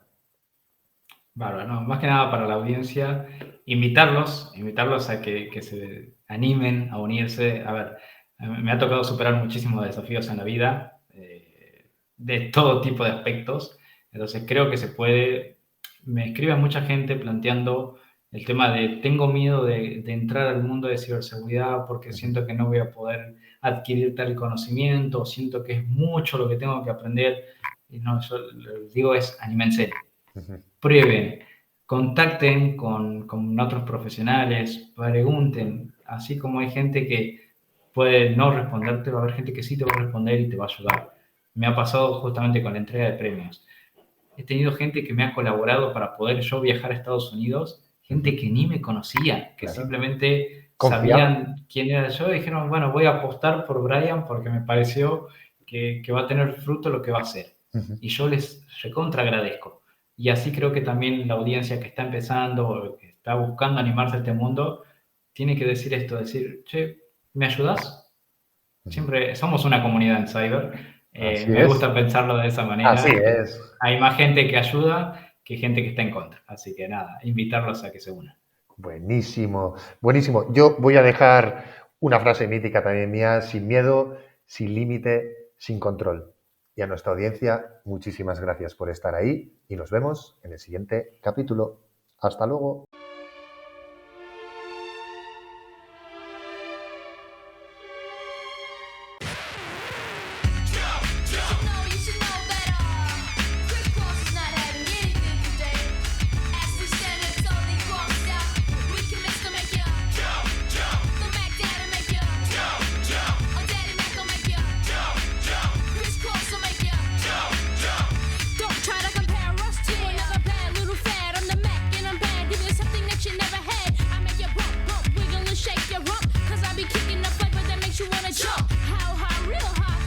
So fly, a young, lovable, huggable type of guy.